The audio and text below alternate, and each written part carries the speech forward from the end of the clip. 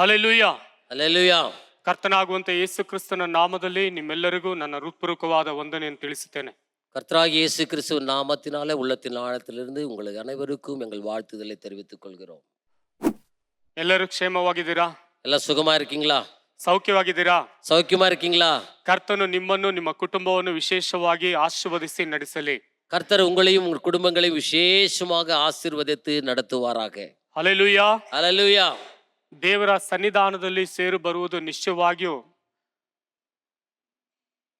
ಮನುಷ್ಯರು ಆನಂದ ಪಡ್ತಾರೋ ಇಲ್ವೋ, ಆದರೆ ದೇವರು ನಿಶ್ಚಯವಾಗಿಯೂ ಆನಂದ ಪಡುವವನಾಗಿದ್ದಾನೆ.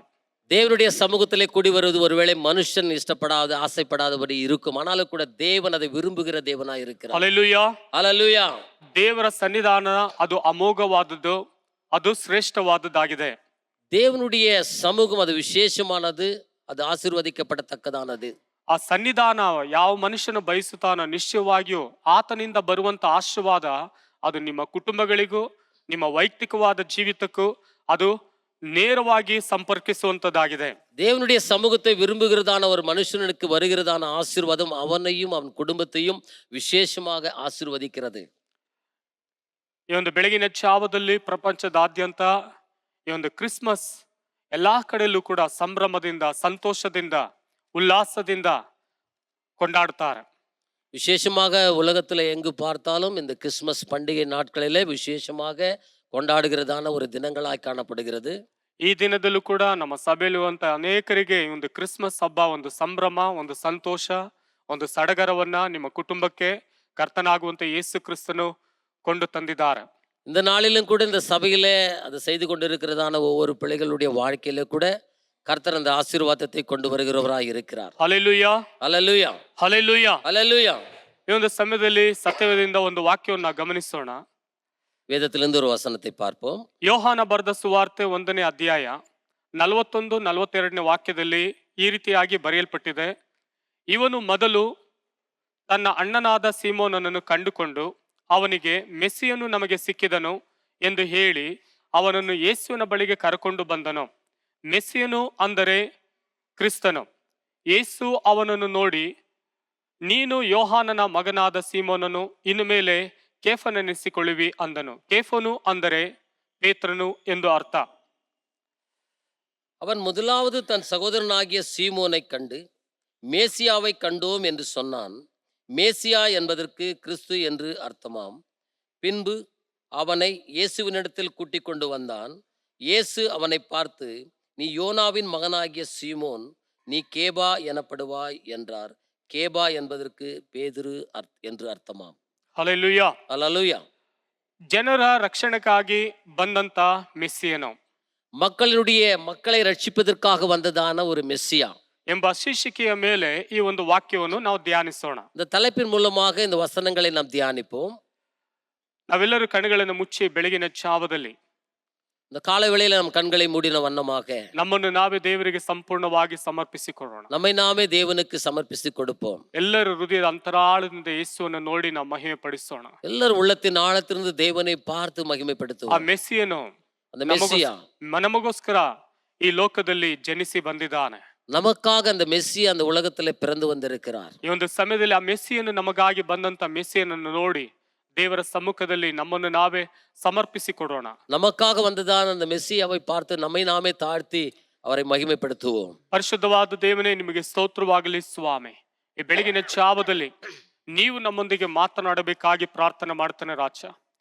ಹೌದು ಕರ್ತನೆ, ಈ ದಿನದಲ್ಲಿ ಸ್ವಾಮಿ ನಿನ್ನ ಮಕ್ಕಳ ಹೃದಯದೊಂದಿಗೆ ನೀವು ಕಾರ್ಯ ಮಾಡು ಸ್ವಾಮಿ. ನಿನ್ನ ಮಕ್ಕಳ ಜೀವಿತದಲ್ಲಿ ನೀವು ಕಾರ್ಯ ಮಾಡಬೇಕಾಗಿ ಪ್ರಾರ್ಥನೆ ಮಾಡ್ತಾನೆ ರಾಜ. ಒಂದು ದೈವಿಕವಾದ ಪ್ರಸನ್ನತೆ ಇಳಿದು ಬರಲಿ ಸ್ವಾಮಿ. ಒಂದು ದೈವಿಕವಾದ ಮಹಿಮೆ ಈ ಸ್ಥಳದಲ್ಲಿ ಸಂಚರಿಸಲಿ ಸ್ವಾಮಿ. ದೇವರೇ, ನಿನ್ನ ಪರಿಶುದ್ಧಾತ್ಮನು ತಾನೆ ನಮ್ಮ ಮಧ್ಯದಲ್ಲಿ ಸಂಚರಿಸಬೇಕಾಗಿ ಪ್ರಾರ್ಥನೆ ಮಾಡ್ತಾನೆ ರಾಜ. ದೇವರಾತ್ಮನೇ, ನೀವು ಕಾರ್ಯ ಮಾಡು ಸ್ವಾಮಿ. ನೀವು ಕಾರ್ಯ ಮಾಡಬೇಕಾಗಿ ಪ್ರಾರ್ಥನೆ ಮಾಡ್ತಾನೆ ಸ್ವಾಮಿ. ಹೌದು ಕರ್ತನೆ, ಬೆಳಗಿನ ಜಾವದಲ್ಲಿ ನೀವು ಕಾರ್ಯ ಮಾಡು, ನಮ್ಮೊಂದಿಗೆ ನೀವು ಮಾತನಾಡು ಸ್ವಾಮಿ. ನೀವು ಮಾತನಾಡುವ ದೇವನಾಗುವುದಕ್ಕಾಗಿ ನಿಮಗೆ ಸ್ತೋತ್ರ. ಯೇಸುವೆ, ನೀವು ಮಾತನಾಡಲು ಸರ್ವಶಕ್ತನಾದ ದೇವನು ಸ್ವಾಮಿ. ನೀವು ಕಾರ್ಯ ಮಾಡು ಸ್ವಾಮಿ. ದೇವರಾತ್ಮನೇ, ನೀವು ಕಾರ್ಯ ಮಾಡು ಸ್ವಾಮಿ. ಇಸ್ರಾಯೇಲ್ನ ಏಕರಾಜನಾಗಿ ಬಾಳುವ ದೇವಾ, ಸತ್ಯ ಜೀವ ಮಾರ್ಗ ನೀನೇ ದೇವಾ, ದರೆಯಳು ಸ್ನೇಹದ ಕಾಗಿ ಜನಿಸಿದ ದೇವಾ, ಸತ್ಯ ಜೀವ ನೀಡುವ ದೇವಾ, ಅಪ್ಪ ಪಿತನೇ ದೇವನೇ, ಸ್ವರ್ಗದ ದಾರಿಯ ಕರುಣಿಸು ನೀ, ನಿನ್ನ ವಚನವು ಭೂಮಿಯಲಿ ಎಂದೆಂದು ಚಿರಯುತವಾಗಲಿ. ಅಪ್ಪ ಪಿತನೇ ದೇವನೇ, ಸ್ವರ್ಗದ ದಾರಿಯ ಕರುಣಿಸು ನೀ, ನಿನ್ನ ವಚನವು ಭೂಮಿಯಲಿ ಎಂದೆಂದು ಚಿರಯುತವಾಗಲಿ. ಇಸ್ರಾಯೇಲ್ನ ಏಕರಾಜನಾಗಿ ಬಾಳುವ ದೇವಾ, ಸತ್ಯ ಜೀವ ಮಾರ್ಗ ನೀನೇ ದೇವಾ, ದರೆಯಳು ಸ್ನೇಹದ ಕಾಗಿ ಜನಿಸಿದ ದೇವಾ, ನಿತ್ಯ ಜೀವ ನೀಡುವ ದೇವಾ, ಮಾನವನಾಗಿ ಅವತರಿಸಿ ಕಲ್ವಾರಿಯ ಬೆಟ್ಟದಲ್ಲಿ ಇಳಿಸಿ, ರೊಟ್ಟಿಯ ರೂಪದಿ ಅನುದಿನವು ಇಂದಿಗೂ ಜೀವಂತ ಜೀವಿಸುವ ಸತ್ಯವು ಮಾರ್ಗವು ಆದವನೇ, ನಿನ್ನಯ ನಾಮಕ್ಕೆ ಜೈಕಾರ.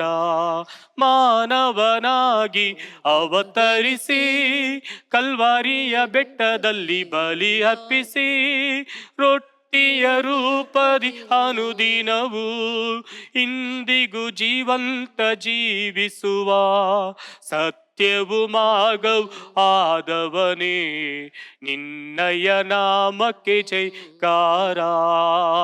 ಅಪ್ಪ ಪಿತನೇ ದೇವನೇ, ಸ್ವರ್ಗದ ದಾರಿ ಕರುಣಿಸು ನೀ, ನಿನ್ನ ವಚನವು ಭೂಮಿಯಲಿ ಎಂದೆಂದು ಚಿರಯುತವಾಗಲಿ. ಅಪ್ಪ ಪಿತನೇ ದೇವನೇ, ಸ್ವರ್ಗದ ದಾರಿ ಕರುಣಿಸು ನೀ, ನಿನ್ನ ವಚನವು ಭೂಮಿಯಲಿ ಎಂದೆಂದು ಚಿರಯುತವಾಗಲಿ. ಪರಿಶುದ್ಧನೇ, ನೀವು ನಮ್ಮೊಂದಿಗೆ ಕರ್ತನೆ ಮಾತನಾಡು ಸ್ವಾಮಿ. ನೀವು ಮಾತನಾಡುವ ದೇವನಾಗುವುದಕ್ಕಾಗಿ ನಿಮಗೆ ಸ್ತೋತ್ರ. ಯೇಸುವಿನ ನಾಮದಲ್ಲಿ ನನ್ನ ಪ್ರಾರ್ಥನೆಯನ್ನು ಕೇಳು ತಂದೆಯೇ, ಆಮೆನ್, ಆಮೆನ್. Hallelujah, hallelujah. ಜನರ ರಕ್ಷಣೆಗಾಗಿ ಬಂದ ಮೆಸ್ಸಿಯನು. மக்களின் ரட்சிப்பிற்காக வந்ததான மெஸ்ஸியா. ಮೆಸ್ಸಿಯ ಅಂದರೆ ಬರಬೇಕಾದ ಕ್ರಿಸ್ತನು. மெஸ்ஸியா என்று சொன்னால் அதற்கு அர்த்தம் வரவேண்டியதான கிறிஸ்து. ಒಂದು ದಿನ ಕೆಲವರು ಯೇಸುವನ್ನು ಆ ಸ್ಥಳದಲ್ಲಿ, ಯೇಸು ಅವರಿಗೆ ಶಿಷ್ಯರನ್ನು ನೋಡಿ ಇವರೆಲ್ಲ ಈ ಜನರೆಲ್ಲ ಏನನ್ನುತ್ತಾರೆ ಎಂಬುದಾಗಿ ಕೇಳ್ತಾ ಇದ್ದರು. ஒரு நாள் சிஷ்யர்களை பார்த்து இயேசு இப்படியாக கேட்டார், என்னை குறித்து ஜனங்கள் என்ன சொல்லுகிறார்கள் என்று சொல்லி. ಕೆಲವರು ಸ್ನಾನಿಕನಾದ ಯೋಹಾನನು ಅನ್ನುತ್ತಾರೆ, சிலர் யோவான் ஸ்நானகன் என்று சொல்லுகிறாங்க, ಕೆಲವರು ಎಲಿಯನು ಅನ್ನುತ್ತಾರೆ, சிலர் எலியா என்று சொல்லுகிறாங்க, ಬೇರೆ ಕೆಲವರು ಎರೇಮಿಯನು ಇಲ್ಲವೇ ಪ್ರವಾದಿಗಳಲ್ಲಿ ಒಬ್ಬನು ಅನ್ನುತ್ತಾರೆ, வேறு சிலர் எரேமியா இல்லற தீர்க்கதரிசிகளிலே ஒருவர் என்று சொல்லுகிறாங்க ಎಂದು ಹೇಳಿದರು. இப்படியாக அவர்கள் பதில் சொன்னாங்க. ಆದ್ರೆ ನೀವು ನನ್ನನ್ನ ಏನನ್ನುತ್ತೀರಿ ಎಂಬುದಾಗಿ ಕೇಳಿದರು. ஆனால் நீங்கள் என்னை குறித்து என்ன சொல்ல வருகிறீர்கள் என்று சொல்லி கேட்டார். ಆಗ ಅಲ್ಲಿದ್ದಂತ ಪೇತ್ರನು, ಸಿಮೋನ ಪೇತ್ರನು ಹೇಳ್ತಾನೆ, ನೀನು ಬರಬೇಕಾಗುವಂತ ಕ್ರಿಸ್ತನು, ಜೀವ ಸ್ವರೂಪನಾದ ದೇವರ ಕುಮಾರನು ಎಂದು ಉತ್ತರ ಕೊಟ್ಟನು. அந்த இடத்துல இருந்ததான சீமோன் பேதுரு உடனே சொன்னார், நீ ஜீவனுள்ள தேவனுடைய கிறிஸ்து என்று பதிலளித்தான். ನೀನು ಬರಬೇಕಾಗುವಂತ ಮೆಸ್ಸಿಯನು, ಕ್ರಿಸ್ತನು, நீ வரவேண்டியதான மெஸ்ஸியா கிறிஸ்து என்று பதில் கொடுத்தான். ಜೀವ ಸ್ವರೂಪನಾದ ದೇವ ಕುಮಾರನ್ ಎಂಬುದಾಗಿ ಹೇಳಿದನು. ಜೀವನುಳ್ಳ ದೇವನುடைய ದೇವ ಕುಮಾರನ್ ಎಂದು சொல்லி பதில் கொடுத்தான். ಅಲ್ಲಿ ನೋಡಿರಿ, ಶಿಷ್ಯನು ಸಿಮೋನನಾದ ಪೇತ್ರನು ಯೇಸುವನ್ನು ಕುರಿತಾಗಿ ಆ ಸ್ಥಳದಲ್ಲಿ ಹೇಳುವುದನ್ನ ನಾವು ಗಮನಿಸುತ್ತೇವೆ. பாருங்க, சீஷனா இருக்கிறதான அந்த பேதுரு அந்த இடத்துல இயேசுவை குறித்து சொல்லுகிறதை பார்க்க முடியும். ಅದು ಪೇತ್ರನಿಗೆ ತನಗೆ ತಾನಾಗಿಯೇ ಬರಲಿಲ್ಲ, ಅದು ದೇವರಾತ್ಮನು ಅವನಿಂದ ಪ್ರೇರೇಪಿಸಲ್ಪಟ್ಟನು. அது பேதுரு தன்னுடைய மாம்சத்துல அதை அறிவிக்காதபடிக்கு பரிசுத்த ஆவியினால ஏவப்பட்டு அதை காரியத்தை அந்த இடத்துல ಬರಬೇಕಾಗುವಂತ ಕ್ರಿಸ್ತನ ಎಂಬುದಾಗಿ ಹೇಳುವುದಕ್ಕೆ ಪ್ರಾರಂಭಿಸಿದನು. வரவேண்டியதான கிறிஸ்து என்று சொல்லி அவன் பதில் கொடுத்தான். ಮೆಸ್ಸಿಯ ಅಂದರೆ ಮಾನವನನ್ನು ನಾಶವಾಗಬಾರದೆಂದು ದೇವರು, ತಂದೆಯಾದ ದೇವರು ತನ್ನ ಒಬ್ಬನೇ ಮಗನನ್ನ ಕಳಿಸಿಕೊಟ್ಟನು. ஜனங்கள் நாசமாக கூடாது என்று சொல்லி ஒரே மகனாக இருக்கிற இயேசு கிறிஸ்துவை பிதாவானவர் இந்த உலகத்துக்கு அனுப்பி கொடுத்தார். ಯಾಕೆ ಕಳಿಸಿಕೊಟ್ಟರು? எதற்காக அவர் அனுப்பி கொடுத்தார்? ಏನು ಉದ್ದೇಶಕ್ಕೋಸ್ಕರ ಕಳಿಸಿಕೊಟ್ಟರು? அதன் காரணம் என்ன? ಅದಕ್ಕೆ ಮುಖ್ಯವಾದ ಕಾರಣಗಳೇನು? அதுக்கு தேவைப்படுகிறதான காரணங்கள் என்ன? ಸತ್ಯದಲ್ಲಿ ನಾವು ಗಮನಿಸುತ್ತೇವೆ.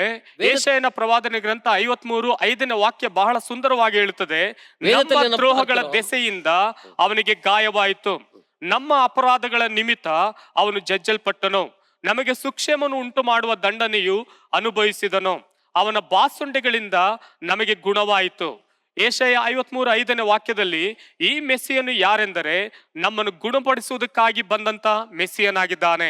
எசாயா 53:5 பார்க்கிறோம், நம்முடைய மீறுதல்கள் நிமித்தம் அவர் காயப்பட்டு நம்முடைய அக்கிரமங்கள் நிமித்தம் அவர் நொறுக்கப்பட்டார், நமக்கு சமாதானத்தை உண்டு பண்ணும் ஆக்னி அவர் மேல் வந்தது, அவருடைய தழும்புகளினாலே குணமாறார். இந்த மெஸ்ஸியா யார் என்றால் நம்மை குணப்படுத்தும்படிக்கு வந்ததான கிறிஸ்துவானவர். ಈ ಮೆಸ್ಸಿಯನು ಯಾರಂತ ಹೇಳಿದ್ರೆ ನಮ್ಮನ್ನು ರಕ್ಷಿಸುವುದಕ್ಕೋಸ್ಕರ ಬಂದವನು. இந்த மெஸ்ஸியா யார் என்று பார்க்கும்போது நம்ம ரட்சிக்கும்படிக்காக வந்ததான மனுஷன். ಈ ಮೆಸ್ಸಿಯನು ಯಾರಂತ ಹೇಳಿದ್ರೆ ನಮ್ಮ ಅಪರಾಧಗಳನ್ನು ಕ್ಷಮಿಸುವುದಕ್ಕಾಗಿ ಬಂದವನು. இந்த மெஸ்ஸியா யார் என்று பார்க்கும்போது நம்முடைய அக்கிரமங்களை மன்னிக்கிறவராக வந்தவர். ಈ ಮೆಸ್ಸಿಯನು ಯಾರೆಂಬುದಾಗಿ ಹೇಳುವುದಾದ್ರೆ ಪಾಪದ ಫಲವು ನಾವು ಅನುಭವಿಸದೆ ನಮ್ಮ ಪಾಪದ ಫಲವು ಆತನ ಮೇಲೆ ಬಿತ್ತು, ಅದಕ್ಕಾಗಿಯೇ ಮೆಸ್ಸಿಯನು ಬಂದನು. நாம் செய்த பாவங்களை நாம் சுமக்காதபடிக்கு அவர் சுமந்து கொள்ளும்படியாக அவர் மெஸ்ஸியாவாக அவர் கடந்து வந்தார். ಅದಕ್ಕೆ ಆತನಿಗೆ ಮೆಸ್ಸಿಯನ್ ಎಂಬುದಾಗಿ ಕರೆಯುತ್ತಾರೆ. அதற்காகவே அவரை மெஸ்ஸியா என்று சொல்லி அழைக்கிறார்கள். ಹಾಗಾದರೆ ಈ ಮೆಸ್ಸಿಯನನ್ನು ಕುರಿತಾಗಿ ಪ್ರವಾದಿಗಳು ಹುಟ್ಟುವುದಕ್ಕಿಂತ ಮುಂಚಿತವಾಗಿ ಪ್ರವಾದಿಗಳು ಅನೇಕ ಕಾರ್ಯಗಳನ್ನು ಕುರಿತು ತಿಳಿಸಲ್ಪಟ್ಟಿದ್ದಾರೆ. இந்த மெஸ்ஸியா பிறப்பதற்கு முன்பாக அநேக தீர்க்கதரிசிகள் அவரை குறித்து சில வெளிப்பாடுகளை கொடுத்திருக்கிறாங்க. ಅದು ನೋಡಿ ಮುಂಚಿತವಾಗಿ ಮುನ್ಸೂಚನೆಯನ್ನು ಅವರು ತಿಳಿಸಲ್ಪಟ್ಟಿದ್ದಾರೆ. பாருங்க, அவர் பிறப்பதற்கு முன்பாக அவரை குறித்து ಅನೇಕ காரியங்களை வெளிப்படுத்தி இருக்கிறாங்க. ಕ್ರಿಸ್ತನು ಹುಟ್ಟುವುದಕ್ಕಿಂತ ಮುಂಚೆ இயேசு பிறப்பதற்கு முன்பாகவே ಅವರು ತಿಳಿಸಿದ್ದಾರೆ. அந்த காரியத்தை அவர்கள் வெளிப்படுத்தி இருக்கிறார்கள். ಅದರಲ್ಲಿ ಕೆಲವು ಪ್ರವಾದಿಗಳು ಮೆಸ್ಸಿಯನು ಹುಟ್ಟಿ ಬರುತ್ತಾನೆ ಎಂಬುದಾಗಿ ತಿಳಿಸಿರುವಂತ ಕಾರ್ಯಗಳನ್ನ ನಾವು ಗಮನಿಸಿ ನೋಡೋಣ. சில தீர்க்கதரிசிகள் அவர் பிறந்து வருகிறார் என்பதை குறித்து சொல்லப்பட்ட சில காரியங்களை இந்த வேளையில பார்ப்போம். ಮೊಟ್ಟ ಮೊದಲನೇದಾಗಿ ಜನ ರಕ್ಷಣೆಗಾಗಿ ಬರುವ ಮೆಸ್ಸಿಯನ್ ಎಂಬುದಾಗಿ ಕರ್ತನಾದ ಯೆಹೋವನು, ಕರ್ತನಾದ ದೇವರು ನುಡಿದ ಒಂದು ಪ್ರವಾದನೆ, ಅದು ಆದಿಕಾಂಡ 3ನೇ ಅಧ್ಯಾಯ 15ನೇ ವಾಕ್ಯ ಬಹಳ ಸುಂದರವಾಗಿ ಹೇಳುತ್ತದೆ, ನಿನಗೂ ಈ ಸ್ತ್ರೀಗೂ ನಿನ್ನ ಸಂತಾನಕ್ಕೂ ಈ ಸ್ತ್ರೀಯ ಸಂತಾನಕ್ಕೂ ಅಗತ್ಯನ ಇರುವ ಹಾಗೆ ಮಾಡುವೆನು, ಈಕೆಯ ಸಂತಾನವು ನಿನ್ನ ತಲೆಯನ್ನು ಜಜ್ಜುವುದು, ನೀನು ಅದರ ಇಮ್ಮಡಿಯನ್ನು ಕಚ್ಚುವೆ. முதலாவது மெஸ்ஸியாவினுடைய வருகை குறித்து பிதாவானவர் வெளிப்படுத்திதான ஒரு காரியம், ஜனங்களுடைய ரட்சிப்புக்காக மெஸ்ஸியா வருகிறார் என்பதை குறித்து ஆதியாகமத்திலே 3ஆம் அதிகாரம் 15வது வசனத்துல, உனக்கும் ஸ்திரீக்கும் உன் வித்துக்கும் அவள் வித்துக்கும் பகை உண்டாக்குவேன், அவர் உன் தலையை நசுக்குவார், நீ அவர் ಕುದಿಗಾಲೈ ನಸುಕುವಾಯ್ என்றார். ತಂದೆಯಾದ ದೇವರು ಪ್ರಪ್ರಥಮವಾಗಿ ನುಡಿದಂತ ಒಂದು ಪ್ರವಾದನೆ, ಮೆಸ್ಸಿಯನ ಬರುವಂತ ಒಂದು ಕಾರ್ಯವನ್ನು ಮುಂಚಿತವಾಗಿನೇ ದೇವರು ತಿಳಿಸಲ್ಪಟ್ಟಿದ್ದಾರೆ. பிதாவானவர் மெஸ்ஸியா பிறப்பதற்கு முன்பாகவே அவரை குறித்து மிக அழகாக ஒரு காரியத்தை சொல்லியிருக்கிறார். ನೋಡು, ಮೊಟ್ಟ ಮೊದಲು ಪ್ರವಾದಿಸಿದಂತದ್ದು ಯಾರಂತ ಹೇಳಿದ್ರೆ ದೇವರು. முதலாக இயேசு பிறப்பை குறித்து சொல்லியிருக்கிறது தகப்பன் ಯೆಹೋವನು, ಯೆಹೋವ தேவன். ಕರ್ತನಾದ ದೇವರು ಮೊದಲನೇದಾಗಿ ಸೂಚಿಸಲ್ಪಟ್ಟಂತ ಒಂದು ಪ್ರವಾದನೆ ಆಗಿದೆ. ಕರ್ತನಾದ ದೇವರು ಅದನ್ನು, ಕರ್ತರಾಗಿಯ ದೇವನ್ ಅವரை குறித்து சொல்லப்பட்ட முதல் தீர்க்க தரிசனமாக ನಿನಗೂ ಈ ಸ್ತ್ರೀಗೂ, உனக்கும் ஸ்திரீக்கும், ನಿನ್ನನ್ನು ನಿನ್ನ ಸಂತಾನಕ್ಕೂ ಈ ಸ್ತ್ರೀಯ ಸಂತಾನಕ್ಕೂ, உன் வித்துக்கும் அவள் வித்துக்கும் ಅಗತ್ಯನ ಇರುವ ಹಾಗೆ ಮಾಡುವೆನು, பகை உண்டாக்குவேன், ಆಕೆಯ ಸಂತಾನವು ನಿನ್ನ ತಲೆಯನ್ನು ಜಜ್ಜುವುದು, அவர் உன் தலையை நசுக்குவார், ನೀನು ಅದರ ಇಮ್ಮಡಿಯನ್ನು ಕಚ್ಚುವೆ, நீ அவர் ಕುದಿಕಾಲೈ ನಸುಕುವಾಯ್ என்றார். ಹಾಗಾದ್ರೆ ಈ ಲೋಕಕ್ಕೆ ಒಬ್ಬ ರಕ್ಷಕನನ್ನ ಮುಂಚಿತವಾಗಿ ದೇವರು ಮೆಸ್ಸಿಯನನ್ನು ಕುರಿತು ತಿಳಿಸಲ್ಪಟ್ಟುವುದನ್ನ ನಾವು ಗಮನಿಸುತ್ತೇವೆ. பாருங்க, கர்த்தர் அந்த இடத்துல பார்க்கும்போது மெஸ்ஸியாவை குறித்து உலகத்தினுடைய காரியங்கள் வருவார் என்பதை குறித்து முதலாக தெரிவிக்கிறதை பார்க்க முடியும். ಎರಡನೇದು, ದೇವಪುತ್ರನು ಮೆಸ್ಸಿಯನಾಗಿ ಬರುತ್ತಾನೆ ಎಂಬುದಾಗಿ ಹೇಳಿ ಕೀರ್ತನೆಗಾರನಿಂದ ಒಂದು ಪ್ರವಾದನೆ ಹೊರಡಲ್ಪಟ್ಟಿದೆ. தேவகுமாரன் மெஸ்ஸியாக வருகிறார் என்று சொல்லி சங்கீதக்காரன் கூட ஒரு தீர்க்க தரிசனத்தை உரைத்திருக்கிறார். ದೇವರ ಪುತ್ರನು ಮೆಸ್ಸಿಯನಾಗಿ ಬರುತ್ತಾನೆ ಎಂಬುದಾಗಿ ತಿಳಿಸಲ್ಪಟ್ಟಿದೆ. தேவகுமாரனே மெஸ்ஸியாக வருகிறார் என்று சொல்லி சொல்லப்பட்டிருக்கிறது. ಕೀರ್ತನೆ 2:7ನೇ ವಾಕ್ಯ ಹೇಳುತ್ತದೆ, ನಾನು ಯೆಹೋವನ ಆಜ್ಞೆಯನ್ನು ತಿಳಿಸುತ್ತೇನೆ ಕೇಳಿರಿ, ಆತನು ನನಗೆ ನೀನು ಮಗನು, ನಾನೇ ಇವತ್ತು ನಿನ್ನನ್ನು ಪಡೆದಿದ್ದೇನೆ. சங்கீதம் 2:7 பார்க்கிறோம், தீர்மானத்தின் விவரம் சொல்லுவேன், கர்த்தர் என்னை நோக்கி, நீர் என்னுடைய குமாரன், இன்று நான் உம்மை ஜெனிப்பித்தேன். ಹಲ್ಲೆಲೂಯಾ. ஹல்லேலூயா. ಎರಡನೇದಾಗಿ ಕೀರ್ತನೆಗಾರನು ಈ ಸ್ಥಳದಲ್ಲಿ ಹೇಳುವುದನ್ನು ನಾವು ಗಮನಿಸುತ್ತೇವೆ. இரண்டாவது சங்கீதக்காரன் இடத்துல தீர்க்க தரிசனமாக உரைத்ததை பார்க்க முடியும். ಮೆಸ್ಸಿಯನು ದಾವಿದನ ವಂಶದಿಂದ ಮೊಳಕೆಯಾಗಿ ಚಿಗುರಿ ಬರುತ್ತಾನೆ ಎಂಬುದಾಗಿ ಹೇಳಿ ಯೆರೆಮೀಯನಾದ ಪ್ರವಾದಿಯು ಈ ಒಂದು ಪ್ರವಾದನೆಯನ್ನ ನುಡಿಲ್ಪಟ್ಟಿರುವುದನ್ನು ನಾವು ಗಮನಿಸುತ್ತೇವೆ. தாவீதினுடைய வம்சத்திலே மெஸ்ஸியா பிறக்கிறார், முளைக்கிறார் என்பதை குறித்து எரேமியா தீர்க்கதரிசி புத்தகத்திலே கூட பார்க்க முடியும். ಯೆರೆಮೀಯ 23:5 ವಾಕ್ಯ ಹೇಳುತ್ತದೆ, ಯೆಹೋವನು ಹೀಗನ್ನುತ್ತಾನೆ, ಇಗೋ ನಾನು ಮುಂದಿನ ಕಾಲದಲ್ಲಿ ದಾವಿದನೆಂಬ ಮೂಲದಿಂದ ಸಧರ್ಮಿಯಾದ ಮೊಳಕೆಯನ್ನು ಚಿಗುರಿಸುವೆನು. ಅವನು ರಾಜನಾಗಿ ಆಳುತ್ತಾ ವಿವೇಕದಿಂದ ಕಾರ್ಯವನ್ನು ಸಾಧಿಸುತ್ತಾ ದೇಶದಲ್ಲಿ ನೀತಿ ನ್ಯಾಯಗಳನ್ನು ನಿರ್ಣಯಿಸುವನು. எரேமியா 23:5 பார்க்கிறோம், இதோ நாட்கள் வரும் என்று கர்த்தர் சொல்லுகிறார், அப்போது தாவீதுக்கு ஒரு நீதியுள்ள கிளையை எழுப்ப பண்ணுவேன். அவர் ராஜாவாக இருந்து ஞானமாய் ராஜரீகம் பண்ணி பூமியிலே நியாயத்தையும் நீதியும் நடப்பிப்பார். ಇಲ್ಲಿ ನಾವು ಗಮನಿಸುತ್ತೇವೆ, ಮೆಸ್ಸಿಯನನ್ನು ಕುರಿತಾಗಿ ಯೆರೆಮೀಯನು ಕೂಲಂಕುಷವಾಗಿ ಆತನು ಎಂಥ ಕಾರ್ಯಗಳನ್ನ ಮಾಡುತ್ತಾನೆ, ಆತನ ನೀತಿ ನ್ಯಾಯಗಳನ್ನು ಕುರಿತು ನಿರ್ಣಯಿಸುವುದನ್ನು ಕುರಿತು, ದಾವಿದನ ವಂಶದಿಂದ ಒಬ್ಬ ರಕ್ಷಕನು ಹುಟ್ಟುತ್ತಾನೆ, ಆತನ ಸಿಂಹಾಸನವು ಸ್ಥಿರವಾಗಿರುತ್ತದೆ ಎಂಬುದಾಗಿ ಸೂಚಿಸುವುದನ್ನ ಇಲ್ಲಿ ಮೆಸ್ಸಿಯನನ್ನು ಕುರಿತಾಗಿ ತಿಳಿಸಲ್ಪಟ್ಟುವಂತ ಕಾರ್ಯಗಳನ್ನು ಗಮನಿಸುತ್ತೇವೆ. எரேமியா தீர்க்கதரிசி மெஸ்ஸியா வருகையை குறித்து இந்த இடத்துல மிக அழகாக சொல்லப்பட்டிருக்கிறது. அவர் தாவீதுடைய வம்சத்திலே வருகிறார் என்று சொல்வது மட்டுமல்ல, அவர் பூமியை நியாயம் தீர்க்க நீதியாய் நடக்க வருவார் என்று சொல்லப்பட்டிருக்கிறது. ಅಲ್ಲಿ ಮೆಸ್ಸಿಯನು ಬರುವಾಗ ಒಂದು ವೇಳೆ ಆತ್ಮವಾಗಿ ಬರುತ್ತಾರಾ, ಅವರು ಹೇಗೆ ಬರುತ್ತಾರೆ ಎಂಬುದಾಗಿ ಹೇಳಿ ಇನ್ನು ಬಹಳ ಸ್ಪಷ್ಟವಾಗಿ ಕೂಲಂಕುಷವಾಗಿ ದಾನಿಯೇಲನ ಪ್ರವಾದನೆ ಗ್ರಂಥದಲ್ಲಿ ನಾವು ಗಮನಿಸುತ್ತೇವೆ. ದಾನಿಯೇಲನ ಪ್ರವಾದನೆ ಗ್ರಂಥ ಆ ಒಂದು 7ನೇ ಅಧ್ಯಾಯ 13-14 ವಾಕ್ಯದಲ್ಲಿ ಬಹಳ ಸುಂದರವಾಗಿ ಹೇಳುತ್ತದೆ, ಮೆಸ್ಸಿಯನು ಈ ಲೋಕಕ್ಕೆ ಮನುಜನ ರೂಪದಲ್ಲಿ ಬರುತ್ತಾನೆ ಎಂಬುದಾಗಿ ಹೇಳಿ ದಾನಿಯೇಲನು ನುಡಿದ ಪ್ರವಾದನೆಯಾಗಿದೆ. ನಾನು ಕಂಡ ರಾತ್ರಿಯ ಕನಸಿನಲ್ಲಿ ಇಗೋ ಮನುಷ್ಯ ಕುಮಾರನಂತಿರುವವನು ಆಕಾಶದ ಮೇಘಗಳೊಂದಿಗೆ ಬಂದು ಆ ಮಹಾವೃದ್ಧನನ್ನು ಸಮೀಪಿಸಿದನು. ಅವನನ್ನು ಆತನ ಸನ್ನಿಧಿಗೆ ತಂದರು. ಸಕಲ ಜನಾಂಗ ಕುಲ ಭಾಷೆಗಳು ಅವರು ಅವನನ್ನು ಸೇವಿಸಲೆಂದು ಅವನಿಗೆ ದೊರೆತನವು ಘನತೆಯು ರಾಜ್ಯವು ಕೊಡೋಣವಾದುವು. ಅವನ ಆಳ್ವಿಕೆ ಅಂತ್ಯವಿಲ್ಲದ್ದು, ಶಾಶ್ವತವಾದದ್ದು. ಅವನ ರಾಜ್ಯವು ಎಂದಿಗೂ ಅಳಿಯದು. அது மட்டுமல்ல, தானியேல் தீர்க்கதரிசி அப்படியாக உரைக்கிறார், மெஸ்ஸியா ஆவியாக வருகிறாரா மாம்சமாக வருகிறாரா என்பதை குறித்து பார்க்கும்போது, தானியேல் 7ஆம் அதிகாரம் 13-14 வசனங்களே படிக்கிற போது, இராத் தரிசனங்களிலே நான் பார்த்து கொண்டிருக்கையில் இதோ மனுஷகுமாரனுடைய சாயலான ஒருவர் வானத்து மேகங்களுடனே வந்தார். அவர் நீண்ட ஆயுசு உள்ளவர். இடமட்டும் வந்து அவர் சமீபத்திலே கொண்டு வரப்பட்டார். சகல ஜனங்களும் ஜாதியாரும் பாஷைக்காரரும் அவரையே சேவிக்கும்படி அவருக்கு கர்த்தத்துவமும் மகத்துவமும் ராஜரீகமும் கொடுக்கப்பட்டது.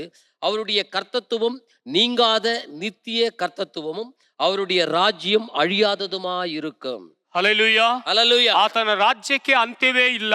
அவருடைய ராஜ்யம் அழியாததாக இருக்கும். ಒಬ್ಬ ಮೆಸ್ಸಿಯನು ಈ ಲೋಕಕ್ಕೆ ಬಂದಾಗ ಅವನ ರಾಜ್ಯಕ್ಕೆ ಅಂತ್ಯವಿಲ್ಲದ ಹಾಗೆ ಅವನು ಸಕಲ ರೀತಿಯಾದ ಆಳ್ವಿಕೆಯನ್ನ ನಡೆಸುವಂತ கர்த்தனாகிದ್ದಾನೆ. இந்த மெஸ்ஸியா அந்த உலகத்துக்கு வருகிற போது அவருக்கு சொல்லப்பட்டிருக்கிறது, அவருடைய ராஜ்யம் அழியாததாகவும் அது நியாயம் தீர்க்கிறதாகவும் எழுதப்பட்டிருக்கிறது. ಹಲ್ಲೆಲೂಯಾ. ஹல்லேலூயா. ಆತನ ರಾಜ್ಯವು ಅಳಿದು ಹೋಗದೇ ಇರುವಂತ ಆಳ್ವಿಕೆ, ಆತನ ಆಳ್ವಿಕೆ ಈಗಲೂ ನಡೀತಲೇ ಇದೆ. அழியாத ராஜ்யமும் அவருடைய அரசாளமும் காணப்பட்டு கொண்டிருக்கிறது.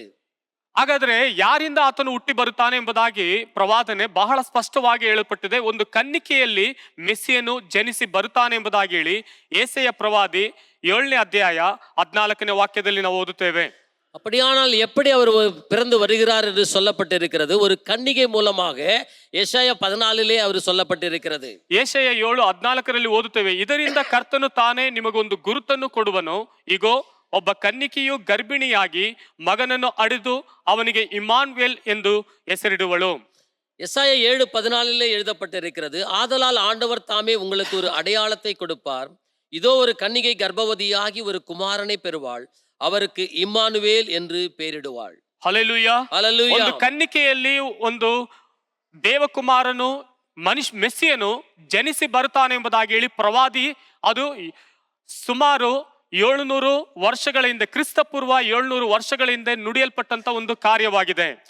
மெசியா ஒரு கன்னிகை மூலமாக பிறப்பார் என்பதை குறித்து ஏசாயா தீர்க்கதரிசி இயேசு பிறப்பதற்கு சுமார் 700 வருடங்களுக்கு முன்பாகவே அவர் எழுதி வைத்திருக்கிறார். ಹಲ್ಲೆಲೂಯಾ. ஹல்லேலூயா. ಹಾಗಾದ್ರೆ ಈ ಮೆಸ್ಸಿಯನು ಎಲ್ಲಿ ಜನಿಸಿ ಬರ್ತಾನೆ, ಯಾವ ಸ್ಥಳದಲ್ಲಿ ಜನಿಸಿ ಬರುತ್ತಾನೆ அப்படியானால் அந்த மெசியா எங்க பிறப்பார், எந்த இடத்துல பிறப்பார் ಎಂಬುದಾಗಿ ಸತ್ಯವೇದ ಬಹಳ ಸ್ಪಷ್ಟವಾಗಿ ಹೇಳುತ್ತದೆ. ಮೀಕನ ಬರೆದ ಪ್ರವಾದನೆ ಗ್ರಂಥ 5ನೇ ಅಧ್ಯಾಯ 2ನೇ ವಾಕ್ಯ ಹೇಳುತ್ತದೆ, ಮೆಸ್ಸಿಯನು ಬೆತ್ಲೆಹೇಮಿನಲ್ಲಿ ಜನಿಸುತ್ತಾನೆ ಎಂಬುದಾಗಿ ಹೇಳಿ ಮೀಕನ ಪ್ರವಾದಿಸಿದ ಪ್ರವಾದನೆ ಆಗಿದೆ.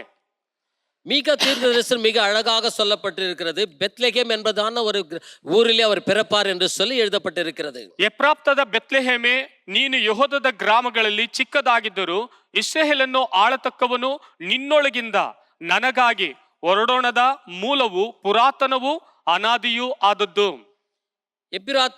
எப்பிராத்தா எனப்பட்ட பெத்லகேமே, நீ யூதேயாவில் உள்ள ஆயிரங்களுக்குள்ளே சிறியதாயிருந்தும் இஸ்ரவேலை ஆளப்போகிறவர் உன்னிடத்திலிருந்து புறப்பட்டு என்னிடத்தில் வருவார். அவருடைய புறப்படுதல் அனாதி நாட்களாகிய பூர்வத்தினுடையது. ನೋಡಿರಿ, ಅನಾದಿ ಕಾಲದಿಂದಲೇ, ಪುರಾತನ ಕಾಲದಿಂದಲೇ ಯೇಸು ಕ್ರಿಸ್ತನು ಈ ಲೋಕಕ್ಕೆ ಜನಿಸಿ ಬರುತ್ತಾನೆ ಎಂಬುದಾಗಿ ಒಂದು ಮುನ್ಸೂಚನೆಯನ್ನ ಪ್ರವಾದಿಗಳು ಒಂದೊಂದಾಗಿ ಹಂತವಾಗಿ ಎಲ್ಲಾ ಸ್ಥಳದಲ್ಲೂ ಪ್ರವಾದಿಸಿರುವುದನ್ನು ನಾವು ಗಮನಿಸುತ್ತೇವೆ. பாருங்க, அந்த ஆதியிலே மெசியா வருவார் என்று சொல்லி ஒவ்வொரு தீர்க்கதரிசிகள் மூலமாக ஆதியிலே அநேக காரியங்கள் எழுதப்பட்டிருக்கிறது. ಅನೇಕ ಗ್ರಂಥಗಳಲ್ಲಿ ಬರೆದಿಲ್ಲ, ಆದರೆ ಸತ್ಯವೇದದ ಗ್ರಂಥದಲ್ಲಿ ಬಹಳ ಸೂಕ್ಷ್ಮವಾಗಿ ಕೂಲಂಕುಷವಾಗಿ ಮೆಸ್ಸಿಯನ ಬರವಣಿಗೆಯನ್ನು ಕುರಿತಾಗಿ ಬಹಳ ಸ್ಪಷ್ಟವಾಗಿ ತಿಳಿಸಲ್ಪಟ್ಟಿದೆ. வேற புத்தகத்தில் அவைகள் குறித்து எழுதப்படவில்லை, ஆனாலும் வேதத்துல மிக அழகாக அதை குறித்து எழுதப்பட்டிருக்கிறது. ಸತ್ಯವೇದದಲ್ಲಿ ನಾವು ಗಮನಿಸುತ್ತೇವೆ, ಮೆಸ್ಸಿಯನು ಈ ಜಗತ್ತಿಗೆ ಬೆಳಕಿ ಕೊಡುವುದಕ್ಕಾಗಿ ಮೆಸ್ಸಿಯನು ಬರುತ್ತಾನೆ ಎಂಬುದಾಗಿ ಹೇಳಿ ಅಲ್ಲಿ ಯೆಶಾಯ 9:2ನೇ ವಾಕ್ಯದಲ್ಲಿ ನಾವು ಓದುತ್ತೇವೆ. பாருங்க, மேசியா அந்த உலகத்திற்கு ஒளியாய் கடந்து வருகிறார் என்று சொல்லி ஏசாயா 9:2 எழுதப்பட்டிருக்கிறது. ಅಲ್ಲಿ ಕತ್ತಲೆಯಲ್ಲಿ ಸಂಚರಿಸಿದ ಜನರಿಗೆ ದೊಡ್ಡ ಬೆಳಕು ಕಾಣಿಸಿತು, ಕಾರ್ಗತ್ತಲಾದ ದೇಶದವರಿಗೆ ಪ್ರಕಾಶ ಒಳಿಯಿತು.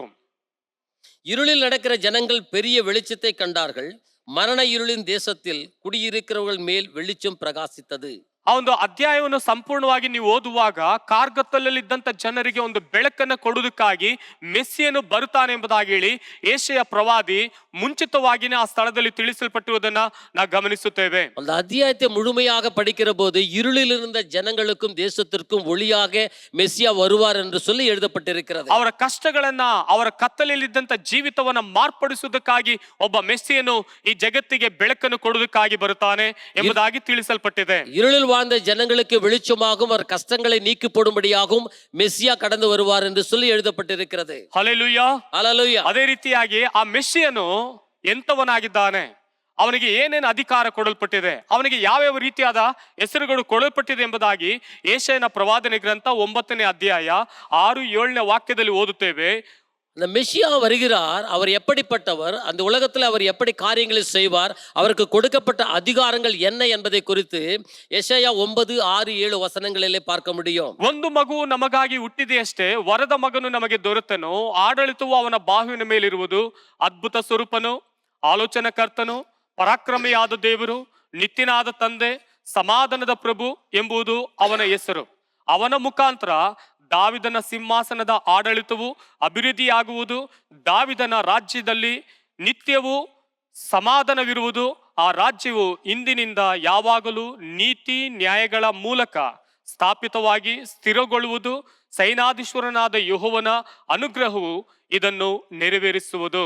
நமக்கு ஒரு பாலகன் பிறந்தார், நமக்கு ஒரு குமாரன் கொடுக்கப்பட்டார், கர்த்தத்துவம் அவர் தோளின் மேல் இருக்கும், அவர் நாமம் அதிசயமானவர், ஆலோசனை கர்த்தர், வல்லமை உள்ள தேவன், நித்திய பிதா, சமாதான பிரபு எனப்படும். தாவீதின் சிங்காசனத்தையும் அவனுடைய ராஜ்யத்தையும் அவர் திடப்படுத்தி அதை இது முதற்கொண்டு என்றென்றைக்கும் நியாயத்தினாலும் நீதியினாலும் நிலைப்படுத்தும்படிக்கு அவருடைய கர்த்தத்துவத்தின் பெருக்கத்திற்கும் அதன் சமாதானத்துக்கும் முடிவில்லை. சேனைகளின் கர்த்தருடைய வைராக்கியம் இதை செய்யும். ಹಲ್ಲೆಲೂಯಾ, ஹல்லேலூயா. ನೋಡಿರಿ, ದಾವಿದನ ವಂಶದಲ್ಲಿ ಹುಟ್ಟಿ ಬರುವಂತ ಕ್ರಿಸ್ತನನ್ನು ಕುರಿತಾಗಿ ಆತನಿಗೆ ಹೆಸರು ಕೊಡಲ್ಪಟ್ಟಿದೆ. ಅದ್ಭುತ ಸ್ವರೂಪನು, ಆಲೋಚನಕರ್ತನು, ಪರಾಕ್ರಮಿಯಾದ ದೇವರು, ನಿತ್ಯನಾದ ತಂದೆ, ಸಮಾಧಾನದ ಪ್ರಭು ಎಂಬುದಾಗಿ ಹೇಳಿ ಹೆಸರು ಸೂಚಿಸಲ್ಪಟ್ಟು ಅವರು ಎಂತೆಂಥ ಕಾರ್ಯಗಳನ್ನು ಮಾಡುತ್ತಾರೆಂಬುದಾಗಿನೇ ಮುಂಚಿತವಾಗಿನೇ ಕರ್ತನಾದ ಯೆಹೋವನ ಅನುಗ್ರಹವು ಆತನ ಮೇಲೆ ಇತ್ತು. பாருங்க, உலகத்துக்கு வருகிறதான மெஸ்ஸியா எப்படிப்பட்டவர் என்றது மட்டுமல்ல, அவருக்கு அநேக பெயர்களை கூட கொடுக்கப்பட்டிருக்கிறது. அவர் நாமம் அதிசயமானவர், ஆலோசனை கர்த்தர், வல்லமை உள்ள தேவன், நித்திய பிதா, சமாதான பிரபு. அவர் உலகத்திலே வந்து என்ன செய்வார் என்பதை குறித்து, அவருடைய ஆட்சியை குறித்து கூட அது எழுதப்பட்டிருக்கிறது. ಅವರು ಬಂದವರು ಬಂದ ಹಾಗೆ ಹೋಗಲಿಲ್ಲ, அவர் வந்தவர் வந்த வண்ணமாக போவதில்லை. ಅವರು ಅದ್ಭುತ ಸ್ವರೂಪನಾಗಿದ್ದರಿಂದ ಅದ್ಭುತಗಳನ್ನ ಮಾಡಿದರು. அவர் அற்புதத்தை செய்கிறவராய் இருக்கிறபடினா அற்புதத்தை செய்கிறார். ಅವರ ಆಲೋಚನಕರ್ತನು, ಎಲ್ಲರಿಗೂ ಆಲೋಚನೆಗಳನ್ನ ಹೇಳುವಂತ ಒಬ್ಬ ಅಧಿಕಾರಿಯಾಗಿ ಮಾರಲ್ಪಟ್ಟರು. அவர் ஆலோசனை கர்த்தராய் இருக்கிறபடினால அநேகருக்கு, அநேக அதிகாரிகளுக்கு அவர் ஆலோசனை கொடுக்க வல்லவராய் இருக்கிறார். ಅವರು ಎಲ್ಲವನ್ನು ಜಯಿಸುವುದಕ್ಕೆ ಅವರಿಗೆ ಪರಾಕ್ರಮಿಯಾದ ದೇವರು ಎಂಬುದಾಗಿ ಹೆಸರನ್ನು ಕೊಟ್ಟರು. அவர் ಎಲ್ಲವற்றையும் ஜெய எடுக்கிறபடினால பராக்கிரமுள்ள தேவன் என்று சொல்லி எழுதப்பட்டிருக்கிறது. ನಿನ್ನೆ ಇದ್ದಾಗೆ ಇವತ್ತು, ಇವತ್ತು ಇದ್ದಾಗೆ ನಾಳೆಯೂ, ನಾಳೆ ಇದ್ದಾಗೆ ನಿರಂತರವೂ ಇರುವಂತ ದೇವರಿಗೆ ನಿತ್ಯನಾದ ತಂದೆ ಎಂಬುದಾಗಿ ಹೆಸರು ಕೊಡಲ್ಪಟ್ಟಿತು. நேற்றும் இன்றும் என்றும் மாறாதவராய் இருக்கிறபடினால நித்திய பிதா என்று சொல்லி அவருக்கு பெயர் வழங்கப்பட்டிருக்கிறது. ನಾವು ಅದ್ಭುತ ಸ್ವರೂಪರಾಗಿರಲಿಲ್ಲ, ನಮ್ಮನ್ನು ದೇವರ ಅದ್ಭುತ ಸ್ವರೂಪನಾಗಿ ದೇವರು ನಮ್ಮನ್ನು ಮಾರ್ಪಡಿಸಿದ್ದಾರೆ. ನಾವು அதிசயமானவராக இல்லை, ஆனாலும் கூட தேவன் நம்மை அதிசயங்களை செய்கிறவராக மாற்றியிருக்கிறார். ನಮಗೆ ಒಳ್ಳೆ ಆಲೋಚನೆಗಳಿಲ್ಲ, ಆದ್ರೆ ಕರ್ತನಾಗುವಂತ ಯೇಸು ಕ್ರಿಸ್ತನ ನಮಗೆ ಒಳ್ಳೆ ಆಲೋಚನೆಗಳು ಕೊಡುವಂತ ಮುನ್ಮಾದರಿಯಾಗಿ ಮೆಸ್ಸಿಯನಾಗಿದ್ದಾನೆ. நமக்கு எந்த ஒரு ஆலோசனை கொடுக்கிற தகுதி இல்லை, ஆனாலும் கூட நமக்கு வந்ததான மெஸ்ஸியா நம்மை ஆலோசனை கர்த்தராக நடத்துவராய் இருக்கிறார். ನಮಗೆ ಶಕ್ತಿ ಇಲ್ಲದೆ ಇರುವಂತ ಸಮಯದಲ್ಲಿ ಯಾವ ಕಾರ್ಯಗಳು ಕುರಿತು ನಾವು ಕುಗ್ಗಿ ಹೋಗುತ್ತಾ ಇದ್ದವೋ, ಕುಗ್ಗಿ ಹೋಗದಂತ ನಮಗೆ ಪರಾಕ್ರಮಶಾಲಿಯಾದ ದೇವರು ಅವರು ಹೇಗೆ ಜಯಿಸಿದರೋ ಹಾಗೆ ನಾವು ಕೂಡ ಜಯಿಸಬಹುದು ಎಂಬುದಾಗಿ ಹೇಳಿ ಅವರು ನಮಗೆ ಉದಾಹರಣೆಯಾಗಿದ್ದಾರೆ.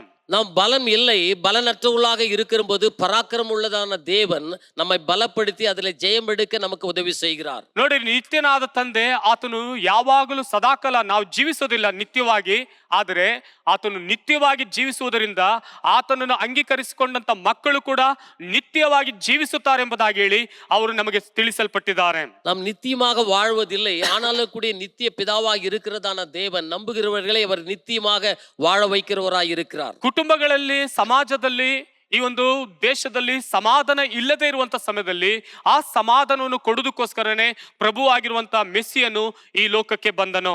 நம்மிலே குடும்பத்திலே, வாழ்க்கையிலே, தேசத்திலே சமாதானம் மற்ற நிலை இருக்கிற போது சமாதான பிரபுவாக அவர் கடந்து வந்தார் மெஸ்ஸியா. ಹೀಗೆ ಮೆಸ್ಸಿಯನನ್ನು ಕುರಿತು, ಹುಟ್ಟಿ ಬರುವುದನ್ನು ಕುರಿತು ಪ್ರವಾದಿಗಳು ಒಂದೊಂದು ಹಂತ ಹಂತವಾಗಿ ಅವರು ತಿಳಿಸಲ್ಪಟ್ಟಿದ್ದಾರೆ. இப்படியாக மெஸ்ஸியா பிறப்பதை குறித்து தீர்க்கதரிசிகள் அடுக்கடுக்காக அவர் சொல்லுகிறதை பார்க்க முடியும். ಹಾಗಾದ್ರೆ ಕ್ರಿಸ್ಮಸ್ ಹಬ್ಬ ಯಾರಿಂದ ಪ್ರಾರಂಭವಾಯಿತು? அப்படியானால் கிறிஸ்துமஸ் பண்டிகை யாரால அது தொடங்கப்பட்டது? ಕ್ರಿಸ್ಮಸ್ ಹಬ್ಬ ಯಾರೋ ಒಬ್ಬ ವ್ಯಕ್ತಿ ಪ್ರತ್ಯೇಕವಾಗಿ ಪ್ರಾರಂಭಿಸಿದ್ದಲ್ಲ. ಇದು இந்த கிறிஸ்துமஸ் பண்டிகை என்பது ஒரு தனி நபரால தொடங்கப்பட்டது அல்ல.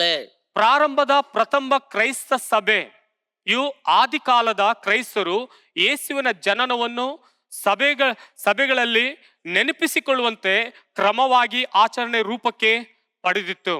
ஆரம்ப கால கிறிஸ்துவ சபையினர் இயேசுவின் பிறப்பை தங்கள் சபைகளிலே நினைவு கூர்ந்து காலப்போக்கில் அது வழிபாட்டு முறையாக மாற்றினார்கள்.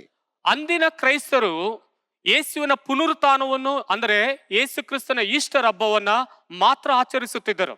ஆதியிலே ஆரம்ப காலத்திலே பார்க்கும்போது கிறிஸ்து உயிர்த்தெழுந்த நாளா இருக்கிற அந்த ஈஸ்டரை முக்கியமாக கொண்டாடி கொண்டிருந்தார்கள். ಒಂದು ಕ್ರಿಸ್ಮಸ್ ಹಬ್ಬ ಇರಲಿಲ್ಲ. அது ಕ್ರಿಸ್ಮಸ್ ಹಬ್ಬ ಆ ದಿನದಲ್ಲಿ அந்த நாட்களிலே பார்க்கும்போது கிறிஸ்துமஸ் பண்டிகை இல்லை. ಈಸ್ಟರ್ ಮಾತ್ರ, ಅಂದ್ರೆ ಕ್ರಿಸ್ತನ ಪುನರುತ್ಥಾನವನ್ನು ಕುರಿತಾಗಿ ಆಚರಿಸುತ್ತಾ ಇದ್ದರು. ஆனால் இயேசுவினுடைய உயிர்த்தெழுந்தலை குறித்து ஈஸ்டர் பண்டிகையை கொண்டாடி கொண்டிருந்தாங்க. ನಂತರ ಯೇಸುವಿನ ಜನನಕ್ಕೂ ಒಂದು ವಿಶೇಷ ದಿನವನ್ನು ನಿಗದಿಪಡಿಸಬೇಕೆಂಬುದಾಗಿ ಸಭೆಯ ನಾಯಕರುಗಳು ಆ ಒಂದು ಸ್ಥಳದಲ್ಲಿ ಕೂಡಿ ಆಲೋಚಿಸುತ್ತಿದ್ದರು. பின்னர் இயேசுவின் பிறப்பிற்கு ஒரு சிறப்பு நாளை ஒதுக்க வேண்டும் என்று சொல்லி சபையினுடைய தலைவர்கள் எல்லாம் ஆலோசித்து ஒரு நாளை குறிப்பிட்டார்கள். ಈ ಒಂದು ಕ್ರಿಸ್ಮಸ್ ಹಬ್ಬವನ್ನು ಅಧಿಕೃತವಾಗಿ ಈ ಒಂದು 4ನೇ ಶತಮಾನದಲ್ಲಿ, ಅಂದರೆ 399 AD, ಅಂದರೆ ಕ್ರಿಸ್ತ ಶಕದಲ್ಲಿ ಈ ಒಂದು ಕಾರ್ಯವನ್ನ ಪ್ರಾರಂಭಿಸಬೇಕೆಂಬುದಾಗಿ ಅವರು ತಿಳಿದುಕೊಂಡರು. சரியாக 4ஆம் நூற்றாண்டிலே கிபி 300 399 இந்த கிறிஸ்துவ சபைகள் அதை குறித்து ஆலோசித்தாங்க. ಈ ಪಾಶ್ಚಾತ್ಯ ಕ್ರೈಸ್ತರು ಸಭೆಗಳಲ್ಲಿ ಡಿಸೆಂಬರ್ 25 ಯೇಸುವಿನ ಜನನದ ದಿನ ಎಂದು ನಿಗದಿಪಡಿಸಿದರು. இந்த கிறிஸ்தவ சபையினுடைய தலைவர்கள் டிசம்பர் 25 என்று சொல்லி ஒரு நாளை அவர் நிர்ணயித்தார்கள். ಮೊಟ್ಟ ಮೊದಲನೆಯ ಒಂದು ದಾಖಲೆ ಹೇಳುತ್ತದೆ, ಕ್ರಿಸ್ತ ಶಕ 336 ರೋಮ್ ನಗರದಲ್ಲಿ ಡಿಸೆಂಬರ್ 25 ಕ್ರಿಸ್ಮಸ್ ದಿನವೆಂದು ಆಚರಿಸುವುದಕ್ಕೆ ದಾಖಲೆ ಇದೆ. முன்பதிவு இப்படியாக சொல்லப்பட்டிருக்கிறது. கிபி 336 ரோம் நகரிலே டிசம்பர் 25ஆம் தேதி கிறிஸ்மஸ் பண்டிகையை கொண்டாடினார்கள் என்று சொல்லி. ಇದು 5ನೇ ಶತಮಾನದ ವೇಳೆಗೆ 400ರಿಂದ 499 ಕ್ರಿಸ್ತ ಶಕದಲ್ಲಿ ಕ್ರಿಸ್ಮಸ್ ಯುರೋಪಿನಾದ್ಯಂತ ಎಲ್ಲಾ ಕಡೆ ಹರಡುವುದಕ್ಕೆ ಪ್ರಾರಂಭವಾಯಿತು. பிறகு அது அடுக்கடுக்காக 5ஆம் நூற்றாண்டிலே சுமார் கிபி 400லிருந்து 490 வரையில கிறிஸ்மஸ் பண்டிகை ஐரோப்பிய தேசம் முழுதுமாக அது பரவினது. ಈ ಒಂದು ಕ್ರಿಸ್ಮಸ್ ಹಬ್ಬ ಆ ಸ್ಥಳದಲ್ಲಿ ಎಲ್ಲಾ ಸ್ಥಳದಲ್ಲಿ ಹರಡುವುದಕ್ಕೆ ಪ್ರಾರಂಭವಾಯಿತು. இந்த கிறிஸ்மஸ் பண்டிகை குறித்தான காரியங்கள் எல்லா தேசங்களிலும் அது பரவிக்கொண்டே வந்தது. ಈ ಒಂದು ಕ್ರಿಸ್ಮಸ್ ಹಬ್ಬ ಹರಡಿರುವುದರ ನಿಮಿತ್ತವಾಗಿ ಇವಾಗ ನಮ್ಮ ದೇಶದಲ್ಲೂ ಇಡೀ ಪ್ರಪಂಚದಾದ್ಯಂತ ಈ ಒಂದು ಕ್ರಿಸ್ಮಸ್ ಹಬ್ಬವನ್ನ ಎಲ್ಲಾ ಕಡೆಯಿಂದ ಸಂಭ್ರಮದಿಂದ ಆಚರಿಸುತ್ತಾರೆ. இந்த நாட்கள் எல்லா உலகத்துல பரவினபடினாலே நம்முடைய தேசத்துல கூட டிசம்பர் 25 நாளிலே கிறிஸ்மஸ் பண்டிகையாக கொண்டாடி கொண்டிருக்கிறோம். ಈ ಕ್ರಿಸ್ಮಸ್ ಹಬ್ಬದ ಹಿನ್ನೆಲೆ ಏನಂತ ಹೇಳಿದ್ರೆ, இந்த கிறிஸ்மஸ் பண்டிகையினுடைய பின்னணி என்ன என்றால், ಯೇಸುವಿನ ಜನನದ ನಿಖರವಾದ ದಿನಾಂಕವನ್ನು ಸತ್ಯವೇದದಲ್ಲಿ ಇಲ್ಲ. கிறிஸ்து பிறந்ததான தேதி துல்லியமாக பைபிளிலே இல்லை. ಸತ್ಯವೇದದಲ್ಲಿ ಕ್ರಿಸ್ತನು ಈ ದಿನಾಂಕದಲ್ಲಿನೇ ಹುಟ್ಟಿದರು, ಈ ಒಂದು ದಿನದಲ್ಲೇನೆ ಈ ತಿಂಗಳಲ್ಲೇ ಹುಟ್ಟಿದರು ಎಂಬುದಾಗಿ ಒಂದು ನಿಖರವಾದ ಯಾವುದೇ ಕಾರ್ಯಗಳು ಸತ್ಯವೇದದಲ್ಲಿ ಕೊಡಲ್ಪಟ್ಟಿಲ್ಲ. வேதத்திலே பார்க்கும்போது இயேசு இந்த நாளிலே தான் பிறந்தார் என்று சொல்லி துல்லியமான எந்த ஒரு காரியமும் பைபிளில் எழுதப்படவில்லை. ಪ್ರಾರಂಭದ ಸಭೆಯ ನಾಯಕರುಗಳು ನಡುವೆ ಜನವರಿ 6ನೇ ತಾರೀಕು ಮತ್ತು ಡಿಸೆಂಬರ್ 25 ನಡುವೆ ಚರ್ಚೆ ನಡೀತಾ ಇತ್ತು. ஆரம்ப கால சபைகளிலே தலைவர்கள் மத்தியிலே ஜனவரி 6ஆம் தேதி மற்றும் டிசம்பர் 25 என்ற 2 தேதிகளிலே விவாதங்கள் செய்து கொண்டிருந்தாங்க. ಇವರ ಮಧ್ಯದಲ್ಲಿ ಒಂದು ಚರ್ಚೆಗಳು ನಡೀತಲೇ ಇತ್ತು. இந்த 2 தேதிகளில் குறித்து விவாதம் நடந்து கொண்டே இருந்தது. ಆದರೆ ರೋಮ್ ಸಭೆ, ஆனாலும் ரோம் சபையில பார்க்கும்போது ಕ್ರಿಸ್ತ ಶಕ 336ರಲ್ಲಿ ಅವರು ಡಿಸೆಂಬರ್ 25 ನಿಗದಿಪಡಿಸಲಾಯಿತು. ஆனா ரோம் சபையில பார்க்கும்போது கிபி 336 டிசம்பர் 25 என்று சொல்லி உறுதிப்படுத்தப்பட்டது. ಈ ದಿನಾಂಕವನ್ನು ಆಯ್ಕೆ ಮಾಡಲು ಎರಡು ಕಾರಣಗಳಿದೆ. இந்த தேதியை தேர்ந்தெடுக்க 2 விதமான காரணங்கள் உண்டு. ಯೇಸು ಜಗತ್ತಿಗೆ ಬೆಳಕಾಗಿ ಎಂಬ ತತ್ವ ಇದೆ. இயேசு உலகத்துக்கு ஒளியாய் வந்தார் என்று சொல்லுகிறதான ஒரு தத்துவம் இருக்கிறது.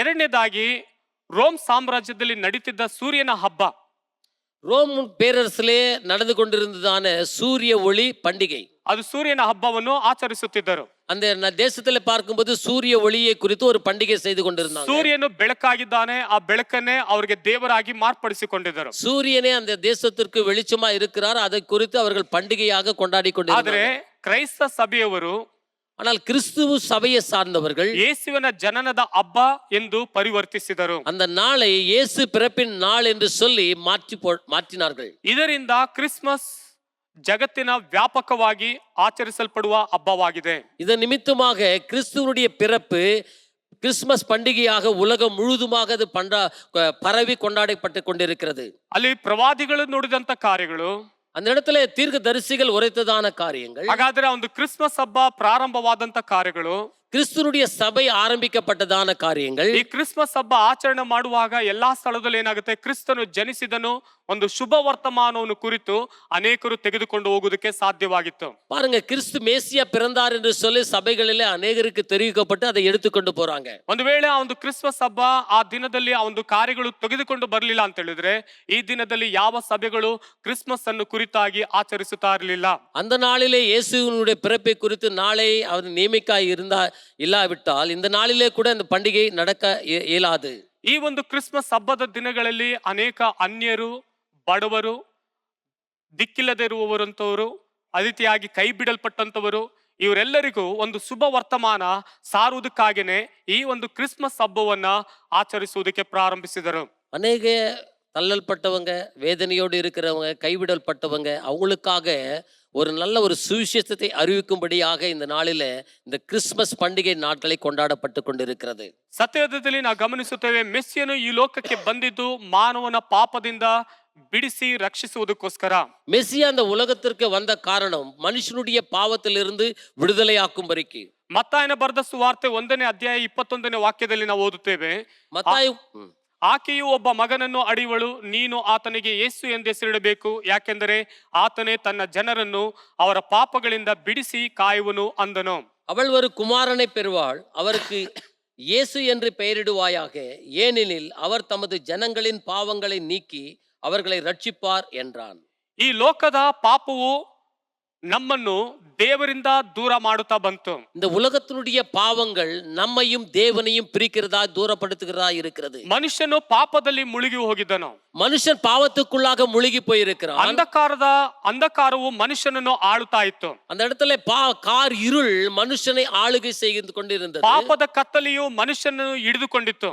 பாவத்தினுடைய இருள் மனுஷனை பிடித்த வண்ணமாய் இருந்தது. ಇದರಿಂದ ಮನುಷ್ಯನಿಗೆ ವಿಮೋಚನೆ ಇಲ್ಲದವನಾಗಿ ಕಾಣಲ್ಪಟ್ಟವನು. இதன் நிமித்தமாக விடுதலையற்றவனாக மனுஷன் காணப்பட்டு கொண்டிருந்தான். ಅದಕ್ಕಾಗಿನೇ ಯೆಶಾಯನ ಪ್ರವಾದನೆ ಗ್ರಂಥ 59 2ನೇ ವಾಕ್ಯ ಹೇಳುತ್ತದೆ, ಆದರೆ ನಿಮ್ಮ ಅಪರಾಧಗಳೇ ನಿಮ್ಮ ದೇವರಿಂದ ನಿಮ್ಮನ್ನು ಅಗಲಿಸುತ್ತಾ ಬಂದಿದೆ, ನಿಮ್ಮ ಪಾಪಗಳೇ ಆತನನ್ನು ಕೇಳಲಾರದಂತೆ ಆತನ ಮುಖಕ್ಕೆ ಅಡ್ಡವಾಗಿದೆ. உங்கள் அக்கிரமங்களே உங்களுக்கும் உங்கள் தேவனுக்கும் நடுவாக பிரிவினை உண்டாக்குகிறது, உங்கள் பாவங்களே அவர் உங்களுக்கும் செவிகொடாதபடிக்கு ಅವರುடைய ಮುಖத்தை உங்களுக்கு ಮರೆக்கிறது. ಕ್ರಿಸ್ತನು ಬರುವುದಕ್ಕಿಂತ ಮುಂಚಿತವಾಗಿ ಅಲ್ಲಿದ್ದಂತ ಪ್ರವಾದಿಗಳು, ಅಲ್ಲಿದ್ದಂತ ಇಸ್ರಾಯೇಲರು, ಯೆಹೂದ್ಯರು ಅನೇಕರಿಗೆ ಯೇಸು ಸ್ವಾಮಿಯನ್ನು ಕುರಿತಾಗಿ ತಿಳಿಸುವುದಕ್ಕಿಂತ ಮುಂಚಿತವಾಗಿ ಅಲ್ಲಿದ್ದಂತ ಪಾಪಗಳನ್ನ ಅವರಿಗೆ ಎಚ್ಚರಿಸುತ್ತಾ ಇದ್ದರು. இயேசு பிறப்பதற்கு முன்பாகவே அங்கிருந்ததான தீர்க்கதரிசிகள், ಅನೇಕ ವೇದ ಪಂಡಿತர்கள் அவங்களுடைய பாவங்களை குறித்து அந்த இடத்துல வெளிப்படுத்தி கொண்டிருந்தார்கள். ಪಾಪದೊಳಗಡೆ ಇರುವಂತ ಮನುಷ್ಯರು ದೇವರ ಕಡೆಗೆ ತಿರುಗಿಕೊಳ್ಳಬೇಕೆಂಬುದಾಗಿ ಹೇಳಿ ಅನೇಕ ಪ್ರವಾದಿಗಳು ಎಚ್ಚರಿಸುತ್ತಾ ಇದ್ದರು. பாவத்தில் இருக்கிறதான மனுஷன் மனம் திரும்ப வேண்டும் என்று சொல்லி அங்க இருக்கிறதான அநேக வேத பண்டிதர்கள் சொல்லிக் கொண்டிருந்தாங்க. ಆದ್ರೆ ಅಲ್ಲಿರುವಂತ ವ್ಯಕ್ತಿಗಳು ಅದನ್ನು ಕೇಳಲಾರದೆ ಅವರ ಕಿವಿಗಳು ಮಂದವಾಗಿ ಇಟ್ಟುಕೊಂಡಿದ್ದರು. அதை ಕೇಳಾದபடிக்கு அங்கிருந்ததான ஜனங்கள் ಮಂದமாக ಕಾಣಪಟ್ಟು ಅವರ ಹೃದಯಗಳನ್ನ ಕಠಿಣಪಡಿಸಿಕೊಂಡಿದ್ದರು. ಅವ್ರ இருதயங்கள் ಕಠಿಣಪಡಿಸಿ கொண்டிருந்தாங்க. ಅನೇಕ ಪ್ರವಾದಿಗಳು ಇಸ್ರಾಯೇಲರಿಗೆ ತಿಳಿಸಿದರು, ಅವರು ಅಂಗೀಕರಿಸಿಕೊಳ್ಳುವುದಕ್ಕೆ ರೀತಿಯಲ್ಲಿ ಅವರು ಕಾಣಲ್ಪಡಲಿಲ್ಲ. ಅನೇಕ தீர்க்கதரிசிகள் இஸ்ரவேல் ಜನங்களுக்கு சொன்னாலும் கூட அதை ಅಂಗೀಕರಿಕಾದபடி ಕಾಣಪಟ್ಟು ಅವರ ಮನಸ್ಸು ಮುಬ್ಬಾಗಿತ್ತು. அவருடைய ಮನಸ್ಸು ಮರೆக்கப்பட்டதான ಅವರ ಕಣ್ಣುಗಳು ಮಂದವಾಗಿತ್ತು. அவருடைய கண்கள் மந்தமாய் காணப்பட்டது. ಅವರು ಪ್ರವಾದಿಗಳಿಗೆ ವಿರುದ್ಧವಾಗಿ ಎದ್ದು ನಿಂತುಕೊಂಡರು. தீர்க்கதரிசிகளுக்கு விரோதமாக எழுந்து நின்றார்கள். ಅನೇಕ ಪ್ರವಾದಿಗಳನ್ನ ಕೊಂದು ಹಾಕಿದರು. ಅನೇಕ தீர்க்கதரிசிகளை கொலை செய்து போட்டார்கள். ಅವರ ಪಾಪಗಳು ಗಗನಕ್ಕೆ ಮುಟ್ಟಿತು. அவருடைய பாவங்கள் அது விண்ணை முட்டினது. ಇಂಥ ದುಷ್ಟತನವು ಜನರಿಗೆ ಒಬ್ಬ ವಿಮೋಚಕನ ಅವಶ್ಯಕತೆಯಾಗಿತ್ತು. இப்படிப்பட்டதான ஒரு பாவ நிலையில இருக்கிற ஜனங்களுக்கு ஒரு விடுதலைக்காக ஒரு மெஸ்ஸியா தேவைப்படுகிறது. ಈ ದಿನದಲ್ಲೂ ನಮ್ಮ ಪಾಪ ವಿಮೋಚನೆಗೆ ಒಬ್ಬ ಮೆಸ್ಸಿಯನು ಅವಶ್ಯಕವಾಗಿತ್ತು. ಆ ಮೆಸ್ಸಿಯನು ಬಂದಾಯಿತು. இந்த நாளில கூட நம்ம பாவத்திலிருந்து விடுதலையாக்கும்படிக்காக மெஸ்ஸியா தேவைப்படுகிறது.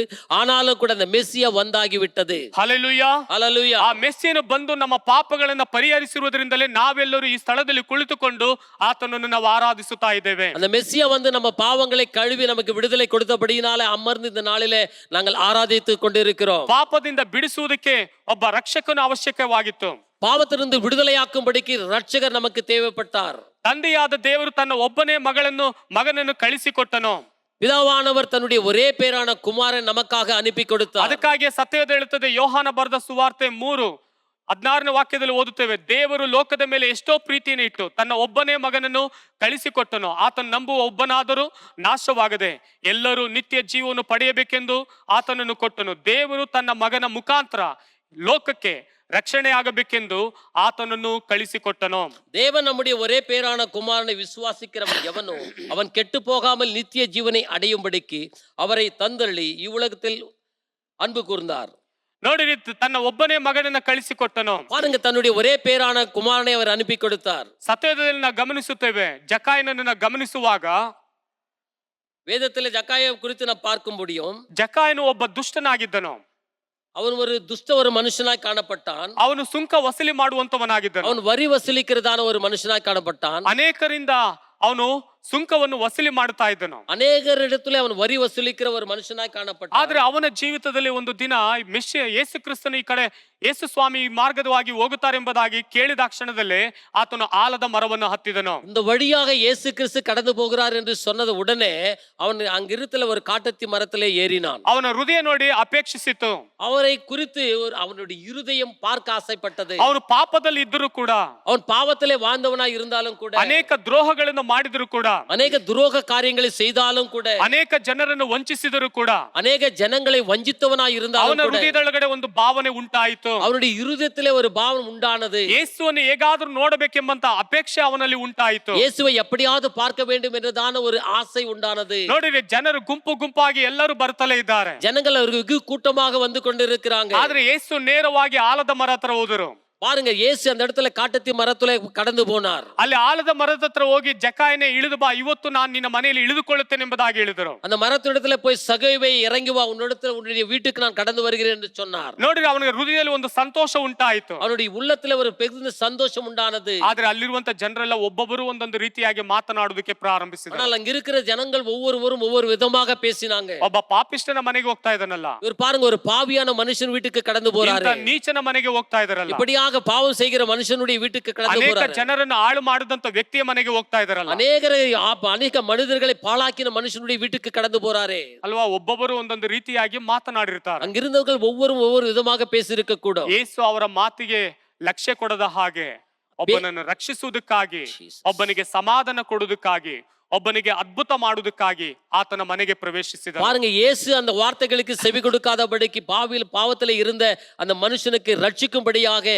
விடுதலை கொடுக்கும்படியாக அவருடைய வீட்டிற்கு கடந்து போனார். ಈಗ ಆತನು ಹೇಳುತ್ತಾನೆ, ಜಕಾಯನು, இந்த இடத்துல சகேயு சொல்லுகிறான், ನಾನು ಯಾರಿಂದ ಏನಾದ್ರೂ ಕಸಿದುಕೊಂಡಿರುವುದಾದರೆ ಅರ್ಧದಷ್ಟು ನಾನು ಹಿಂದಿರಿಸಿ ಕೊಡುತ್ತೇನೆ. அப்படியாக நான் வேறொரு இடத்துல அபகரித்து இருக்கும், அதுக்காக நான் அதை மீதியான திருப்பி கொடுக்கிறேன் என்று சொன்னான். ಯಾರಿಂದ ಹಣವನ್ನು ನಾನು ಎಳೆದುಕೊಂಡಿರುವುದಾದರೆ ಅದು 4ರಷ್ಟು ಹಿಂದಿರುಗಿಸಿ ಕೊಡುತ್ತೇನೆ. பணத்தை அதிகமாக பெற்றிருப்பால் நான் 4 திருப்பி கொடுக்கிறேன் என்று சொல்லி அறிக்கை செய்கிறான். Hallelujah, hallelujah. ಒಬ್ಬ ಮೆಸ್ಸಿಯನು ಒಂದು ಮನೆ ಒಳಗಡೆ ಪ್ರವೇಶಿಸಿದ ಕ್ಷಣದಲ್ಲೇ ಅವನ ಜೀವಿತವನ್ನೇ ದೇವರು ಬದಲಾಯಿಸಿದರು. ஒரு மெஸ்ஸியா அவருடைய ஒரு வீட்டுக்கு பிரவேசிக்கிற போதே அவருடைய உள்ளமே அங்க இடத்துல மாறுபடுகிறது. ಇದುವರೆಗೂ ಬದಲಾಗದೇ ಇರುವಂತ ಒಬ್ಬ ಮನುಷ್ಯನು, இதுவரையிலே மாறாததான ஒரு மனுஷன், ಅನೇಕ ಜನರಿಂದ ಆತನು ಚೀಮಾರಿ ಹಾಕಿಸಿಕೊಳ್ಳುತ್ತಿದ್ದಂತ ವ್ಯಕ್ತಿ, ಅನೇಕರುடைய ಕಷ್ಟங்களை ಅವನು ತಿಂದ್ರದಾನ ஒரு மனுஷன், ಅವರಿಂದ ಚೀಮಾರಿ ಹಾಕಿಸಿಕೊಂಡಂತ ವ್ಯಕ್ತಿ ಇವಾಗ ಅವನ ಹೃದಯವನ್ನೇ ದೇವರು ಬದಲಾಯಿಸಿದರು. அபகரித்துதான் அந்த மனுஷனுடைய உள்ளத்தை அவர் தேவன் மாற்றுகிறார். ನಮ್ಮನ್ನು ಕೂಡ ಅನೇಕರು ಚೀಮಾರಿ ಹಾಕಿರುತ್ತಾರೆ, ನಮ್ಮನ್ನು ಕೂಡ ಬೇಡದಿರುವಂತ ಕಾರ್ಯಗಳನ್ನ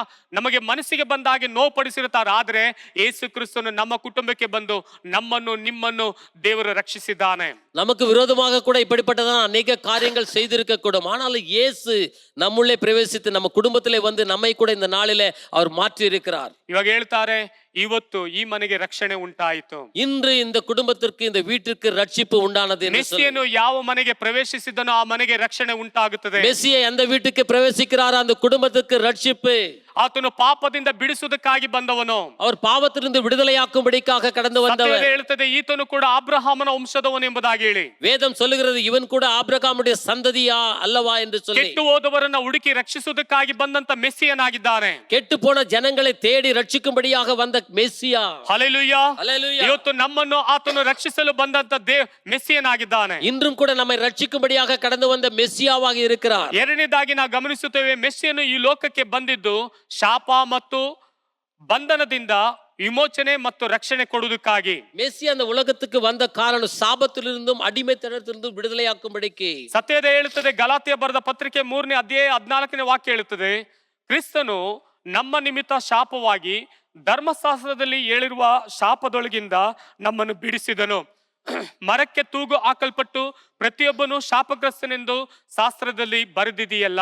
மரத்தில் தூக்கப்பட்ட எவனும் சபிக்கப்பட்டவன் என்று எழுதியிருக்கிறபடி கிறிஸ்து நமக்காக சாபமாகி ನ್ಯಾಯಪ್ರಮಾಣத்தின் சாபத்திற்கு நம்மை நீங்களாக்கி மீட்டுக் கொண்டார். ಮೆಸ್ಸಿಯನು ಈ ಲೋಕಕ್ಕೆ ಬಂದಿದ್ದು ಶಾಪದಿಂದ ಮತ್ತು ಬಂಧನದಿಂದ ಬಿಡಿಸುವುದಕ್ಕೋಸ್ಕರ ಬಂದನು. மெஸ்ஸியா அந்த உலகத்திற்கு வந்தது சாபத்திலிருந்தும் அடிமைத்தனத்திலிருந்தும் விடுதலையாக்கும்படிக்கு. ತಂದೆಯಾದ ದೇವರು ನೋಡಿದರು, பிதாவானவர் பார்த்தார், ಮನುಷ್ಯರು ಶಾಪದ ಒಳಗಡೆ ಪಾಪದ ಒಳಗಡೆ ಮುಳುಗಿ ಹೋಗಿದ್ದಾರೆ ಎಂಬುದಾಗಿ ನೋಡಿದರು. ஜனங்கள் பாவத்திலும் சாபத்திலும் முழுகி போயிருக்கிறாங்க என்று சொல்லி பார்த்தார். ಸತ್ಯವೇದ ಬಹಳ ಸ್ಪಷ್ಟವಾಗಿ ಹೇಳುತ್ತದೆ, வேதம் அழகாக சொல்லுகிறது, ತನ್ನ ಮಗನನ್ನು ಕಳಿಸಿದ ಸತ್ಯವೇದು ನಮಗೆ ಮಹಾ ಸತ್ಯವೇನೆಂದರೆ, ಮಾನವನನ್ನು ಪಾಪದಿಂದ ಶಾಪದ ಅಧೀನದಿಂದ ಬಿದ್ದು ಹೋದನು. மனுஷன் சாபத்தினாலும் அடிமைத்தனத்தினாலும் அவன் விழுந்து போயிருக்கிறான். ಈ ಶಾಪದಿಂದ ಬಿಡಿಸುವುದಕ್ಕಾಗಿ ದೇವರು ಮೆಸ್ಸಿಯನನ್ನು ಕಳಿಸಿಕೊಟ್ಟನು. இந்த சாபத்திலிருந்து ஜனங்களை விடுதலையாக்கும்படிக்கு பிதாவானவர் மகனை அனுப்பி கொடுத்தார். ಆದಿಕಾಂಡ 3ನೇ ಅಧ್ಯಾಯ 17ನೇ ವಾಕ್ಯ ಹೇಳುತ್ತದೆ, ಮತ್ತು ಪುರುಷನಿಗೆ ತಿನ್ನಬಾರದೆಂದು ನಾನು ನಿಮಗೆ ಆಜ್ಞಾಪಿಸಿದ ಮರದ ಫಲವನ್ನು ನಿನ್ನ ಹೆಂಡತಿಯ ಮಾತನ್ನು ಕೇಳಿ ತಿಂದ ಕಾರಣ ನಿನ್ನ ನಿಮಿತ್ತ ಭೂಮಿಗೆ ಶಾಪ ಬಂತು. ನಿನ್ನ ಜೀವಮಾನವೆಲ್ಲ ದುಡಿದು பூமிய ಹುಟ್ಟುವಳಿಯನ್ನು ತಿನ್ನಬೇಕು. பின்பு அவர் ஆதாமை நோக்கி, நீ உன் மனைவியின் வார்த்தைக்கு செவி கொடுத்து புசிக்க வேண்டாம் என்று நான் உனக்கு விலக்கின விருட்சத்தின் கனியை புசித்தபடியினாலே பூமி உன் நிமித்தம் சபிக்கப்பட்டிருக்கும்.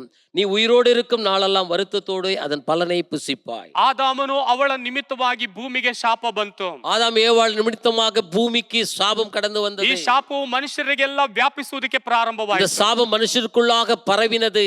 ಇದರಿಂದ ಮನುಷ್ಯನು ಕಟ್ಟಲ್ಪಟ್ಟವನಾಗಿ ಬಂಧನಕ್ಕೆ ಒಳಗಾದನು. இந்த நிமித்தமாக அந்த சாபத்தினால மனுஷன் கட்டப்பட்டவனாக காணப்பட்டான். ಸತ್ಯವೇದ ಹೇಳುತ್ತದೆ, ರೋಮ ಬರೆದ ಪತ್ರಿಕೆ 5:12ನೇ ವಾಕ್ಯ ಹೇಳುತ್ತದೆ, ரோமர் எழுதின நிருபத்தில் 5:12 சொல்லப்பட்டிருக்கிறது. ಈ ವಿಷಯ ಹೇಗೆಂದರೆ, ಒಬ್ಬ ಮನುಷ್ಯನಿಂದಲೇ ಪಾಪದಿಂದ ಮರಣವು ಲೋಕದೊಳಗೆ ಸೇರಿದವು. ಎಲ್ಲರೂ ಪಾಪ ಮಾಡಿದ್ರಿಂದ ಮರಣವು ಹೀಗೆ ಎಲ್ಲರಲ್ಲಿಯೂ ವ್ಯಾಪಿಸಿತು. இப்படியாக ஒரே மனுஷனாலே பாவமும் பாவத்தினாலே மரணமும் உலகத்திலே பிரவேசித்தது போலவும் எல்லா மனுஷரும் பாவம் செய்தபடியால் மரணம் எல்லோருக்கும் வந்தது போலவும் இதுவும் ஆயிற்று. ನೋಡಿದ್ರೆ, ಆದಾಮನು ಅವಳು ಪಾಪ ಮಾಡುವುದಕ್ಕಿಂತ ಮುಂಚಿತವಾಗಿ ಅವರು ಯಾವುದೇ ರೀತಿಯಾದ ಅರಿವು ಇಲ್ಲದೆ ದೇವರನ್ನು ಮಹಿಮೆ ಪಡಿಸುವಂತ ವ್ಯಕ್ತಿಗಳಾಗಿದ್ದರು. ஆதாம் ஏவாளும் பார்க்கும்போது பாவம் செய்வதற்கு முன்பாக எதையும் அறியாத வண்ணமாக அவர் தேவனை மகிமைப்படுத்திக் கொண்டிருந்தார்கள். ಅವರು ದೈವಿಕವಾದ ಪ್ರಬಲದೊಂದಿಗೆ ಅವರು ತುಂಬಲ್ಪಟ್ಟವರಾಗಿದ್ದರು. அவர் தெய்வத்தினுடைய ஒரு சக்தியினால அவர் வாழ்ந்தவர்களாக காணப்பட்டார்கள். ಅವರು ಆನಂದದಿಂದ ಸಂತೋಷದಿಂದ ಆ ಸ್ಥಳದಲ್ಲಿ ಜೀವಿಸುತ್ತಾ ಇದ್ದರು. அந்த இடத்துல பார்க்கும்போது ஒரு ஆனந்தமாக சந்தோஷமாக வாழ்ந்து கொண்டிருந்தார்கள். ಯಾವಾಗ ಒಂದು ಮರದ ಹಣ್ಣನ್ನು ಕಿತ್ತು ತಿಂದರೋ ಆಗಲೇ ಅವರಲ್ಲಿ ಪಾಪವು ಪ್ರವೇಶ ಮಾಡುವುದಕ್ಕೆ ಪ್ರಾರಂಭಿಸಿತು. எப்போது புசிக்க வேண்டாம் என்று சொன்னதான மரத்தினுடைய கனியை எடுத்து புசித்தார்களோ அப்போதே அவர்களுக்குள்ளாக சாபம் பிரவேசித்தது. ಅದುವರೆಗೂ ಅವರು ನಿತ್ಯ ಜೀವದಲ್ಲಿ ಜೀವಿಸುತ್ತಾ ಇದ್ದರು. அதுவரையில் அவர் நித்தியமான ஜீவனுக்குள்ளாக வாழ்ந்து கொண்டிருந்தாங்க. ಮರಣ ಎಂಬುದು ಅವರಿಗೆ ಅರಿವೇ ಇರಲಿಲ್ಲ. மரணத்தினுடைய அறிவு அவருக்கு காணப்படவில்லை. ಪಾಪ ಎಂಬುದು ಅರಿವು ಇರಲಿಲ್ಲ. பாவத்தினுடைய அறிவு கூட இல்லை. ಶಾಪ ಎಂಬುದು ಅರಿವು ಅವರಿಗೆ ಇರಲಿಲ್ಲ. சாபத்தினுடைய காரியத்தை கூட அறியாதவர்களாக இருந்தாங்க. ಯಾವಾಗ ಒಬ್ಬ ಮನುಷ್ಯನು ಪಾಪ ಮಾಡಿ ಆ ಒಂದು ಹಣ್ಣನ್ನು ತಿನ್ನುವುದಕ್ಕೆ ಪ್ರಾರಂಭಿಸಿದನೋ ಶಾಪವು ಅವರ ಮುಖಾಂತರವಾಗಿ ಭೂಮಿಗೆ ಬಂದಿತು. எப்போது அவன் பாவம் செய்து அந்த கனியை புசித்தானோ அப்போதே அவன் மூலமாக பூமிக்கு சாபம் பிரவேசித்தது. ಆ ಶಾಪವು ಮನುಷ್ಯರಿಗೆಲ್ಲ ವ್ಯಾಪಿಸುವುದಕ್ಕೆ அந்த ಪ್ರಾರಂಭಿಸಿತು. சாபமானது உலகத்தில் இருக்கிற எல்லா ಮನುಷ್ಯರುக்குள்ளாக ಅದು ಪ್ರವೇಶಿಸಿತು. ಆದರೆ ಎರಡನೇ ಆದಾಮನು ಬಂದಾಗ ಆ ಒಂದು ಶಾಪದ ಒಳಗಡೆಯಿಂದ, ಆ ಬಂಧನದ ಒಳಗಡೆಯಿಂದ ಯೇಸು ಸ್ವಾಮಿ ನಮ್ಮನ್ನು ಮೆಸ್ಸಿಯನಾಗಿ ಬಂದು ಈ ಒಂದು ಪಾಪದ ಒಳಗಡೆಯಿಂದಲೂ ಶಾಪದ ಒಳಗಡೆಯಿಂದಲೂ ಬಂಧನದ ಒಳಗಡೆಯಿಂದಲೂ ಬಿಡಿಸುವುದಕ್ಕಾಗಿ ಮೆಸ್ಸಿಯನು ಬಂದನು. ஆனாலும் கூட இரண்டாவது ஆதாமாக மெஸ்ஸியா வந்தபோது மனுஷருக்குள்ளாக இருந்த அந்த சாபம் பாவங்களை நீக்கி போட்டார். ಹಾಗಾದ್ರೆ ಆ ಮೆಸ್ಸಿಯನು ನಮ್ಮೆಲ್ಲ ಪಾಪಗಳನ್ನ ಶಾಪಗಳನ್ನ ಬಂಧನಗಳಿಂದ ಬಿಡಿಸುವುದಕ್ಕೆ ಅವ್ರು ಏನು ಮಾಡಿದ್ದಾರೆ ಎಂಬುದಾಗಿ ಸತ್ಯವೇದ ಬಹಳ ಸ್ಪಷ್ಟವಾಗಿ ಹೇಳುತ್ತದೆ. ಯೆಶಾಯ 53:6ನೇ ವಾಕ್ಯದಲ್ಲಿ ಓದುತ್ತೇವೆ, ನಾವೆಲ್ಲರೂ ಕುರಿಗಳಂತೆ ದಾರಿ ತಪ್ಪಿ ತೊಳಲುತ್ತಿದ್ದೆವು, ಪ್ರತಿಯೊಬ್ಬನು ತನ್ನ ತನ್ನ ದಾರಿಯನ್ನು ಹಿಡಿಯುತ್ತಿದ್ದನು, ನಮ್ಮೆಲ್ಲರ ದೋಷ ಫಲವು ಯೆಹೋವನು ಅವನ ಮೇಲೆ ಹಾಕಿದನು. அப்படியானால் அந்த மெஸ்ஸியா அந்த மனுஷருக்குள்ளாய் இருந்த அந்த சாபங்களையும் பாவங்களையும் நீக்கி போடும்படிக்கு அவர் உலகத்தில் வந்து என்ன செய்தார் என்று சொல்லி ஏசாயா 53:6 பார்க்கும்போது, நாம் எல்லோரும் ஆடுகளைப் போல வழி தப்பி திரிந்து அவனவன் தன் தன் வழியிலே போனோம், கர்த்தரோ ನಮ್ಮೆಲ್ಲೋರುடைய ಅಕ್ರಮத்தையும் அவர் மேல் விட பண்ணினார். ಪಾಪದ ನಿಮಿತ್ತವಾಗಿ ಮನುಷ್ಯನಿಗೆ ಮರಣ ಸಂಭವಿಸಿತು. பாவத்தின் நிமித்தமாக மனுஷனுக்குள்ளாக மரணம் பிரவேசித்தது. ಅವನು ಶಾಪದೊಳಗಡೆ ಒಳಗಾದನು. அவன் சாபத்திற்கு உள்ளாகனான். ಅವನು ಬಂಧನದೊಳಗಡೆ ಕಟ್ಟಲ್ಪಟ್ಟನು. அவன் அடிமைத்தனத்துக்குள்ளாக அவன் கட்டப்பட்டான். ಸತ್ಯವೇದದಲ್ಲಿ ಒಂದು ಸ್ತ್ರೀಯನ್ನು ಕುರಿತು ನಾವು ಗಮನಿಸುತ್ತೇವೆ. வேதத்திலே ஒரு ஸ்திரியை குறித்து ನಾವು பார்க்க முடியும். ಅದು ಲೂಕನ ಬರೆದ ಸುವಾರ್ತೆಯಲ್ಲಿ ನಾವು ಓದುತ್ತೇವೆ. அது ಲೂಕಾ எழுதின ಸುವಿಶೇಷದಲ್ಲಿ பார்க்க முடியும். 18 ವರ್ಷದಿಂದ ಆಕೆಯು ಕಟ್ಟಲ್ಪಟ್ಟವಳಾಗಿದ್ದಳು. 18 வருடங்களாக அவள் கட்டப்பட்டவளாக ಅವಳು ಗೂನು ಬನ್ನಿಯು ಗೂನು ಬೆನ್ನು ಉಳ್ಳವಳಾಗಿದ್ದಳು. அவள் கூனியாக காணப்பட்டாள். ಆಕೆ ಅನುದಿನವೂ ಸಭೆಗೆ ಹೋಗುತ್ತಾ ಇದ್ದಳು, ಬರ್ತಾ ಇದ್ದಳು. அவர் அனுதினமும் சபைக்கு போகிற வண்ணமாக காணப்பட்டாள். ಅಲ್ಲಿ ಉಪದೇಶಗಳನ್ನು ಕೇಳ್ತಾ ಇದ್ದಳು. அந்த இடத்துல வேத வசனங்களை அவர் கேட்ட ಆದ್ರೆ வண்ணமாக ಯಾರು இருந்தார். ಆಕೆಗೆ ಬಿಡುಗಡೆ ಕೊಡುವುದಕ್ಕೆ ಆಗಲಿಲ್ಲ. ஆனாலும் அந்த இடத்துல இருந்தவர்கள் அவருக்கு விடுதலை கொடுக்க முடியவில்லை. ಆ ಒಂದು ಉಪದೇಶವು ಅವರಿಗೆ ಬಿಡುಗಡೆ ಕೊಡುವುದಕ್ಕಾಗಲಿಲ್ಲ. அவருடைய உபதேசம் அவளுக்கு விடுதலை கொடுக்கவில்லை. ಆದ್ರೆ ಆ ಸ್ಥಳದಲ್ಲಿ ಮೆಸ್ಸಿಯನ್ನು ಪ್ರವೇಶಿಸಿದನು. அந்த இடத்துல மெஸ்ஸியா பிரவேசித்தார். ಆ ಮೆಸ್ಸಿಯನ್ನು ಪ್ರವೇಶಿಸಿದ ಕ್ಷಣದಲ್ಲಿ அந்த இடத்துல அவர் பிரவேசித்த உடனே ಅವರು ಎದ್ದು ನಿಂತುಕೊಂಡು ಉಪದೇಶ ಮಾಡುತ್ತಾ ಇದ್ದರು. அவர் எழுந்து நின்று அந்த இடத்துல உபதேசித்துக் கொண்டிருந்தார். ಆ ಉಪದೇಶ ಮಾಡಿದ ಮೇಲೆ ಅಲ್ಲಿದ್ದಂತ ಸ್ತ್ರೀಯನ್ನು ಹತ್ತಿರಕ್ಕೆ ಕರೆದು அந்த இடத்துல உபதேசித்துக் கொண்டிருந்த மெஸ்ஸியா அந்த ஸ்திரியை அருகிலே அழைத்து ಆಕೆಯ ಮೇಲೆ ಕೈ ಇಟ್ಟು அவர் மேலே கைகளை வைத்து ಆಕೆಯು ನೇರವಾಗಿ ನಿಂತುಕೊಳ್ಳುವುದಕ್ಕೆ ಪ್ರಾರಂಭಿಸಿದಳು. அவர் நேராக நிற்கும்படியாக அந்த இடத்துல செய்தார். ನೋಡಿರಿ, 18 ವರ್ಷದಿಂದ ಕಟ್ಟಲ್ಪಟ್ಟಂತ ಒಂದು ಗೂನು ಸ್ತ್ರೀಯನ್ನ ಯೇಸು ಸ್ವಾಮಿ ಆಕೆಯ ಬಂಧನದಿಂದ, ಶಾಪದಿಂದ ಬಿಡುಗಡೆ ಕೊಟ್ಟನು. சாபத்தினாலே கட்டப்பட்டு 18 வருடங்களாக காணப்பட்ட அந்த ஸ்திரீக்கு அந்த மெஸ்ஸியா அந்த ஆலயத்தில் விடுதலையை கொடுத்தார். ಹಲ್ಲೆಲೂಯಾ, ஹல்லேலூயா. 18 ವರ್ಷದಿಂದ ಕಟ್ಟಲ್ಪಟ್ಟಂತ ಒಂದು ಸ್ತ್ರೀಗೆ ಯೇಸು ಸ್ವಾಮಿ ಒಂದು ಬಿಡುಗಡೆ ಅನುಗ್ರಹಿಸಿದರು. 18 வருடங்களாக கட்டப்பட்டதான அந்த ஸ்திரீக்கு அந்த இடத்துல இயேசு விடுதலை கொடுத்தார். ಇವತ್ತು ನಮ್ಮ ಜೀವಿತದಲ್ಲಿ ಯಾವ ಕಾರ್ಯದಲ್ಲಿ ನಾವು ಕಟ್ಟಲ್ಪಟ್ಟಿದೀವೋ ಆ ಕಟ್ಟುಗಳಿಂದ ಬಿಡಿಸುವುದಕ್ಕಾಗಿ ಮೆಸ್ಸಿಯನು ನಮ್ಮ ಮಧ್ಯದಲ್ಲಿ ವಾಸವಾಗಿದ್ದಾನೆ. இந்த நாளில கூட நாம் எந்த விதத்திலே கட்டப்பட்டு இருக்கிறோம் அதை விடுதலையாக்கும்படிக்காக மெஸ்ஸியா கடந்து வந்திருக்கிறார். ಆ ಮೆಸ್ಸಿಯನು ನಮ್ಮ ಮಧ್ಯದಲ್ಲಿ ವಾಸವಾಗಿದ್ದಾನೆ. அந்த மெஸ்ஸியா ನಮ್ಮ ಮಧ್ಯದಲ್ಲಿ வாழ்ந்து கொண்டிருக்கிறார். ಸಹೋದರನೇ, ಸಹೋದರಿಯೇ, ಬೆಳಗಿನ ಜಾವದಲ್ಲಿ ನೀನು ಯಾವ ಬಂಧನದಿಂದ ಕಟ್ಟಲ್ಪಟ್ಟಿದೆಯೋ ಆ ಕಟ್ಟಗಳಿಂದ ಬಿಡಿಸುವುದಕ್ಕಾಗಿ ಮೆಸ್ಸಿಯನಾಗಿ ಈ ಲೋಕಕ್ಕೆ ಬಂದವನು ಇವತ್ತು ನಮ್ಮ ಮಧ್ಯದಲ್ಲಿ ಆತನು ವಾಸವಾಗಿದ್ದಾನೆ. சகோதர சகோதரியே, ஒருவேளை உன் வாழ்க்கையில எந்த விதத்திலே கட்டப்பட்டிருக்கிறாயோ அதை விடுதலையாக்கும்படிக்காக இந்த நாளிலே கூட நம்ம மத்தியிலே மெஸ்ஸியா வாழ்ந்து கொண்டு வந்திருக்கிறார். ಮೂರನೇದಾಗಿ ಮೆಸ್ಸಿಯನು ಈ ಲೋಕಕ್ಕೆ ಬಂದಿದ್ದು ಮರಣದಿಂದ ಜೀವ ರಕ್ಷಣೆ ಕೊಡುವುದಕ್ಕಾಗಿ. மெஸ்ஸியா வந்தது மூன்றாவதாக பார்க்கிறோம், மரணத்திலிருந்து விடுதலையாக்கி ஜீவனை கொடுக்கும்படிக்கு. ಹಲ್ಲೆಲೂಯಾ, ஹல்லேலூயா. ಈ ಲೋಕದಲ್ಲಿ ಹುಟ್ಟುವಂತ ಪ್ರತಿಯೊಬ್ಬ ಮನುಷ್ಯನಿಗೆ ಮರಣದ ಭಯ ಇದೆ. இந்த உலகத்திலே பிறந்ததான ஒவ்வொரு மனுஷனுக்கும் மரணத்தை குறித்து ஒரு பயம் இருக்கிறது. ಮಾನವನ ಜೀವನದ ಅತಿ ದೊಡ್ಡ ಶತ್ರು ಯಾವುದು ಅಂತ ಹೇಳಿದ್ರೆ ಮರಣ. மனுஷனுடைய மிக பெரியதான ஒரு பகை பகைவன் யார் என்றால் அது மரணம் ಅಲ್ವಾ? ಪ್ರತಿಯೊಬ್ಬ ಮನುಷ್ಯನಿಗೂ ಮರಣ ಅಂದ್ರೆ ಭಯ. ஒவ்வொரு மனுஷனுக்கும் மரணம் என்று சொன்ன உடனே அவருக்கு பயம் உண்டாகிறது. ಆ ಮರಣದ ಭಯದಲ್ಲಿ ಇರುವಂತ ಮನುಷ್ಯನಿಗೋಸ್ಕರನೇ ಯೇಸು ಸ್ವಾಮಿ ಜೀವ ಕೊಡುವುದಕ್ಕಾಗಿ ಈ ಲೋಕಕ್ಕೆ ಮೆಸ್ಸಿಯನಾಗಿ ಬಂದನು. மரணத்தில் வாழ்ந்ததான ಜನங்களுக்கு அந்த பயத்தை நீக்கும்படியாக தேவன் மெஸ்ஸியாக கடந்து வந்தார். ಸತ್ಯವೇದ ಹೇಳುತ್ತದೆ, ಯೋಹಾನ ಬರೆದ ಸುವಾರ್ತೆ 10:10 ವಾಕ್ಯದಲ್ಲಿ ಓದುತ್ತೇವೆ, ಕಳ್ಳನು ಕದ್ದುಕೊಳ್ಳುವುದಕ್ಕೂ ಕುಯ್ಯುವುದಕ್ಕೂ ಹಾಳು ಮಾಡುವುದಕ್ಕೂ ಬರುತ್ತಾನೆ ಹೊರತು ಮತ್ಯಾವುದಕ್ಕೂ ಬರುವುದಿಲ್ಲ.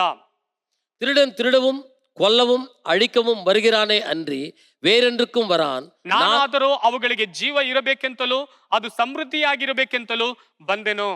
நானோ அவைகளுக்கு ಜೀವನ್ ಉಂಟಾಗಿರಕவும் ಅದು ಪರಿಪೂರ್ಣಪಡவும் வந்தேன். Hallelujah, hallelujah. ಇವತ್ತು ನಮಗೆ ಜೀವ ಕೊಡುವುದಕ್ಕಾಗಿ ಆತನು ನಮಗಾಗಿ ಏನ್ ಮಾಡಿದನು?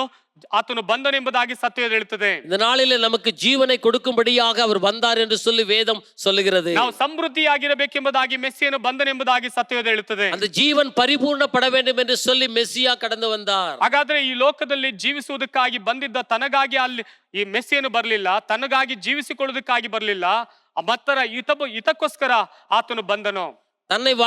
தான் வாழும்படியாக இந்த உலகத்திலே மெஸ்ஸியா வரவில்லை, வேறு மற்றவர்களை வாழ வைக்கும்படிக்கு ಜೀವனை கொடுக்கும்படியாக மெஸ்ஸியா அந்த உலகத்திற்கு வந்தார். ಅದಕ್ಕೆ ಸತ್ಯವೇದ ಬಹಳ ಸ್ಪಷ್ಟವಾಗಿ ಹೇಳುತ್ತದೆ. ಮತ್ತಾಯನ ಬರೆದ ಸುವಾರ್ತೆ 20:28 ವಾಕ್ಯದಲ್ಲಿ ಹೋಗುತ್ತೇವೆ, ಹಾಗೆಯೇ ಮನುಷ್ಯ ಕುಮಾರನು ಸೇವೆ ಮಾಡಿಸಿಕೊಳ್ಳುವುದಕ್ಕೂ ಬರಲಿಲ್ಲ, ಸೇವೆ ಮಾಡುವುದಕ್ಕೂ ಅನೇಕರನ್ನು ಬಿಡಿಸಿಕೊಳ್ಳುವುದಕ್ಕಾಗಿ ತನ್ನ ಪ್ರಾಣವನ್ನು ಈಡುಕೊಡುವುದಕ್ಕಾಗಿ ಬಂದನು ಎಂದು ಹೇಳಿದನು. அப்படியே மனுஷகுமாரனும் ஊழியம் கொள்ளும்படி வராமல் ஊழியம் செய்யவும் அநேகரை மீட்கும் பொருளாக தம்முடைய ஜீவனை கொடுக்கவும் வந்தார் என்றார். ಹಲ್ಲೆಲೂಯಾ, ஹல்லேலூயா. ಇವತ್ತಿನ ದಿನದಲ್ಲಿ ಈ ಲೋಕದ ಜನರಿಗೆ ಸ್ವಾರ್ಥ ಗುಣ ಇದೆ. இந்த உலகத்துல பார்க்கும்போது ஒரு செல்ஃபிஷ் இருக்கிறது ಜನங்களுக்கு. ಅದು ಯಾವ ಗುಣ? அது என்ன எப்படிப்பட்டதான ஒரு குணம்? ತಾನು ಬದುಕಬೇಕು, நான் வாழ்ந்தால் போதும், ಬೇರೆಯವರು ಬದುಕ್ತಾರೋ ಇಲ್ವೋ ಅದ್ರ ಬಗ್ಗೆ ಅವರಿಗೆ ಚಿಂತೆ ಇಲ್ಲ. மற்றவர்கள் வாழ்கிறார்களோ இல்லை அதை குறித்து அவர்களுக்கு எந்த ஒரு சிந்தையும் கிடையாது. ನಾನು ಮಾತ್ರ ಬದುಕಬೇಕು, ஆனால் நான் மட்டும் நன்றாக வாழ வேண்டும் ಎಂಬ ಅಭಿಪ್ರಾಯದಿಂದ ಮನುಷ್ಯನು ತನ್ನ ಸ್ವಭಾವದಲ್ಲಿ ಇದ್ದನು. அப்படிப்பட்டதான ஒரு அபிப்பிராயத்தோடு மனுஷன் தன்னுடைய சுபாவத்திலே வாழ்ந்து கொண்டிருந்தார். ಆದ್ರೆ ಇಲ್ಲಿ ಮೆಸ್ಸಿಯನ ಸ್ವಭಾವವನ್ನು ನಾನು ಬದುಕಿದಂತೆ ಇತರರು ಬದುಕಬೇಕೆಂಬಂತ ಅಭಿಲಾಷೆ ಉಳ್ಳವನಾಗಿ ಅಭಿಪ್ರಾಯ ಉಳ್ಳವನಾಗಿ ಈ ಲೋಕಕ್ಕೆ ಮೆಸ್ಸಿಯನಾಗಿ ಬಂದನು. பாருங்க, எல்லாரும் தன்னுடைய ஜீவனோடு கூட வாழ வேண்டும் என்று சொல்லி அவர் தாகத்தோடு கூட இந்த உலகத்துக்குள்ளே மெர்சியா கடந்து வந்தார். ಸತ್ಯದ ಹೇಳುತ್ತದೆ ಯೆಶಾಯನ ಪ್ರವಾದನೆ ಗ್ರಂಥ 53:12 ವಾಕ್ಯದಲ್ಲಿ ಓದುತ್ತೇವೆ. ಆ ವಾಕ್ಯದಲ್ಲಿ ಓದುವಾಗ ತನ್ನ ಪ್ರಾಣವನ್ನು ಧಾರೆಯಾರಿದು ಮರಣದಿಂದ ದ್ರೋಹಿಗಳೊಂದಿಗೆ ತನ್ನನ್ನು ಎಣಿಸಿಕೊಂಡು ಬಹುಜನರ ದ್ರೋಹಿಗಳ ಪಾಪವನ್ನು ಹೊರುತ್ತಾ ಅವರಿಗಾಗಿ ವಿಜ್ಞಾಪನೆ ಮಾಡಿದನಲ್ಲ.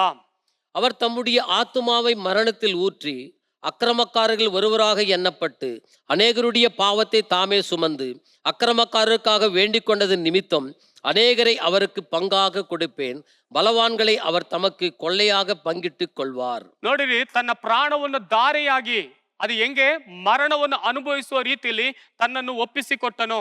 தம்முடைய ஆத்துமாவை அவர் மரணத்தில் ஊற்றி என்று சொல்லி ನೋಡಿರಿ, ತನ್ನನ್ನು ಎಣಿಸಿಕೊಂಡನು, ಬಹುಜನರ ದ್ರೋಹಗಳನ್ನು ಪಾಪಗಳನ್ನು ಹೊರುತ್ತಾ ಅವರಿಗಾಗಿ ವಿಜ್ಞಾಪನೆ ಮಾಡಿದನೆಂಬುದಾಗಿ ಸತ್ಯವೇದ ಹೇಳುತ್ತದೆ. அக்கிரமக்காரர்கள் ஒருவராக எண்ணப்பட்டவராக அநேக பாவங்களை அவர் சுமந்து கொண்டார். ನೋಡಿರಿ, ನಮ್ಮ ಹಾಗೆ ಆತನು ಪ್ರಾಣವನ್ನ ಕೊಟ್ಟನು.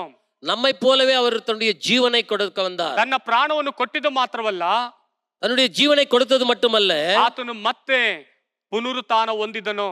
மறுபடியுமாக அவர் உயிர் தெழுந்தார் என்று சொல்லி ಹೇಗೆ ಅವರು ಪುನರುತ್ಥಾನ ಮರಣದಿಂದ ಜೀವಂತವಾಗಿ ಎದ್ದರೋ ಅದೇ ರೀತಿಯಾಗಿ ನಮ್ಮನ್ನು ಕೂಡ ಅವರು ಒಂದು ದಿನ ಜೀವಂತವಾಗಿ ಎಬ್ಬಿಸಲು ಸರ್ವಶಕ್ತನಾಗಿದ್ದಾನೆ. அவர் எப்படி மரணத்தில் இருந்து அவர் உயிர் தெழுந்தாரோ அதே போல நம்முடைய மரணத்தில் இருந்து நம்மை கூட அவர் உயிர் தெழு செய்யும்படிக்காக கடந்து ಈ வந்தவர். ಲೋಕದಲ್ಲಿ ಪ್ರತಿಯೊಬ್ಬ ಮನುಷ್ಯನು ಕೂಡ ಮರಣ ಸಂಭವಿಸುತ್ತದೆ. இந்த உலகத்தில் இருக்கிற ஒவ்வொரு மனுஷனுக்கும் மரணம் சம்பவிக்கிறது. ಪ್ರತಿಯೊಬ್ಬ ಮೇಧಾವಿಗಳಿಗೂ ಮರಣ ಸಂಭವಿಸುತ್ತದೆ. எப்பேற்பட்ட தலைவர்களுக்கு கூட அது மரணம் சம்பவிக்கிறது. ದೊಡ್ಡ ದೊಡ್ಡ ವಿಜ್ಞಾನಿಗಳಿಗೂ ಮರಣ ಸಂಭವಿಸುತ್ತದೆ. பெரிய விஞ்ஞானிகளுக்கு கூட அது மரணம் சம்பவிக்கிறது. ಒಂದು ವೇಳೆ ಅನೇಕ ಸಂಪತ್ತುಳ್ಳವರು, ಒಂದು ವೇಳೆ ಕೋಟ್ಯಾಧೀಶ್ವರಗಳು ಕೂಡ ಮರಣ ಸಂಭವಿಸುತ್ತದೆ. செல்வந்தர்களுக்கும் கோட்டியாதீஸ்வரர்களுக்கு கூட மரணம் சம்பவிக்கிறது. ಆದರೆ ಎಲ್ಲರಿಗೂ ಮರಣ ಸಂಭವಿಸುತ್ತದೆ. அப்படியே எல்லாருக்கும் அந்த மரணம் சம்பவிக்கிறது. ಹೇಗೆ ಕ್ರಿಸ್ತನು ಮರಣವನ್ನು ಜಯಿಸಿದನೋ ಅದೇ ರೀತಿಯಾಗಿ ಕರ್ತನಾಗುವಂತ ಯೇಸು ಕ್ರಿಸ್ತನು ನಮಗೂ ಕೂಡ ಆ ಮರಣವನ್ನು ಜಯಿಸಿ ಜೀವದ ರಕ್ಷಣೆಯನ್ನ ನಮಗೆ ಅನುಗ್ರಹಿಸಲು ಶಕ್ತನಾಗಿದ್ದಾನೆ. எப்படி மரணத்தை வென்று இயேசு உயிரோடு எழுந்தாரோ அதே போல நாம் கூட மரணத்தை ஜெயித்து உயிரோடு எழுப்பும்படி தேவன் நமக்கு அனுகிரகம் பண்ணுகிறவர். ಹಲ್ಲೆಲೂಯಾ, ஹல்லேலூயா.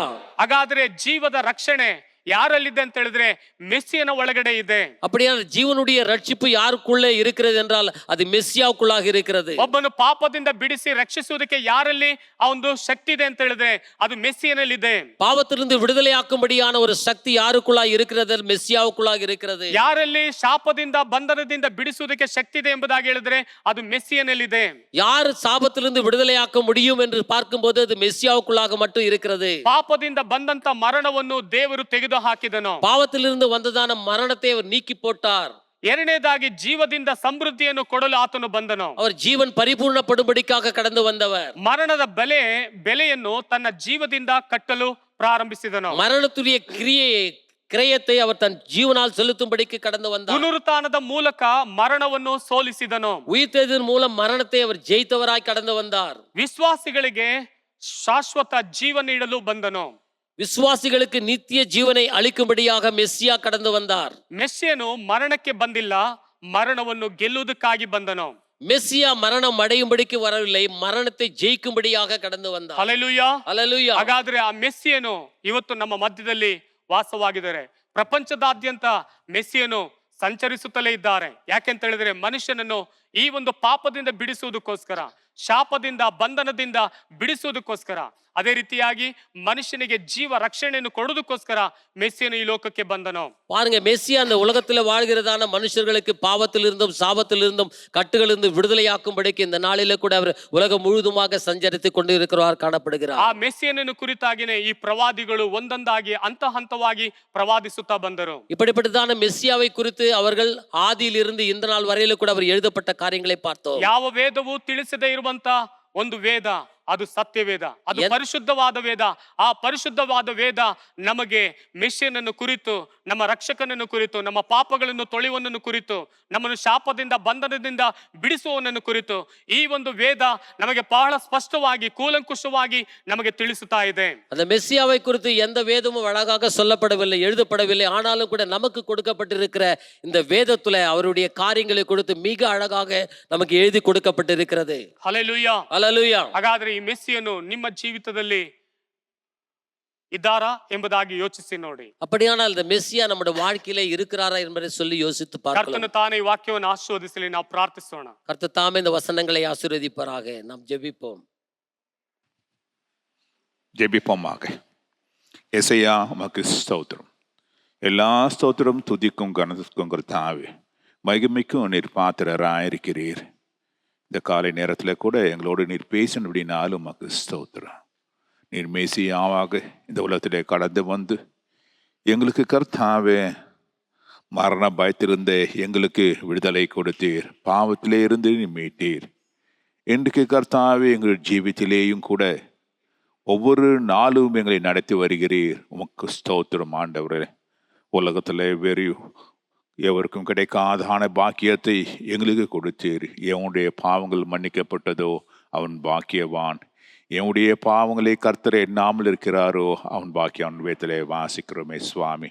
அப்படியாக இன்றைக்கு நீர் மேசியாவாக எங்களுடைய வாழ்க்கையிலே வந்து எங்களுடைய பாவ கரைகளெல்லாம் கழுவும்படியாக, எங்களுக்கு கருத்தம் மறித்து போயிருந்தானே எங்களுக்கு ஜீவனை கொடுக்கும்படியாக வந்தபடினாலும் நமக்கு ஸ்தோத்திரம். அந்த பாக்கியத்தை பெற்றுள்ளாக நாங்கள் கர்த்தாவே அந்த மேசியாவை கர்த்தாவே ஆராதிக்கிறவர்களாக கர்த்தாவிங்கிறது தான் ஒவ்வொருவரும் கடந்து போக உதவி செய்யும். இந்த நாளுடைய விசேஷ ஆசீர்வாதத்தினாலே உடைய பிள்ளைகள் ஒவ்வொருவருமாக நீங்கள் ஆசீர்வதிக்கும்படியாக ஜெபிக்கின்றோம் சுவாமி. இந்த வார்த்தையை கொண்டு வந்ததானே தாசனையும் அதை டிரான்ஸ்லேட் செய்தானே உடைய தாசனையும் கூட நீங்கள் ஆசீர்வதிப்பீராக.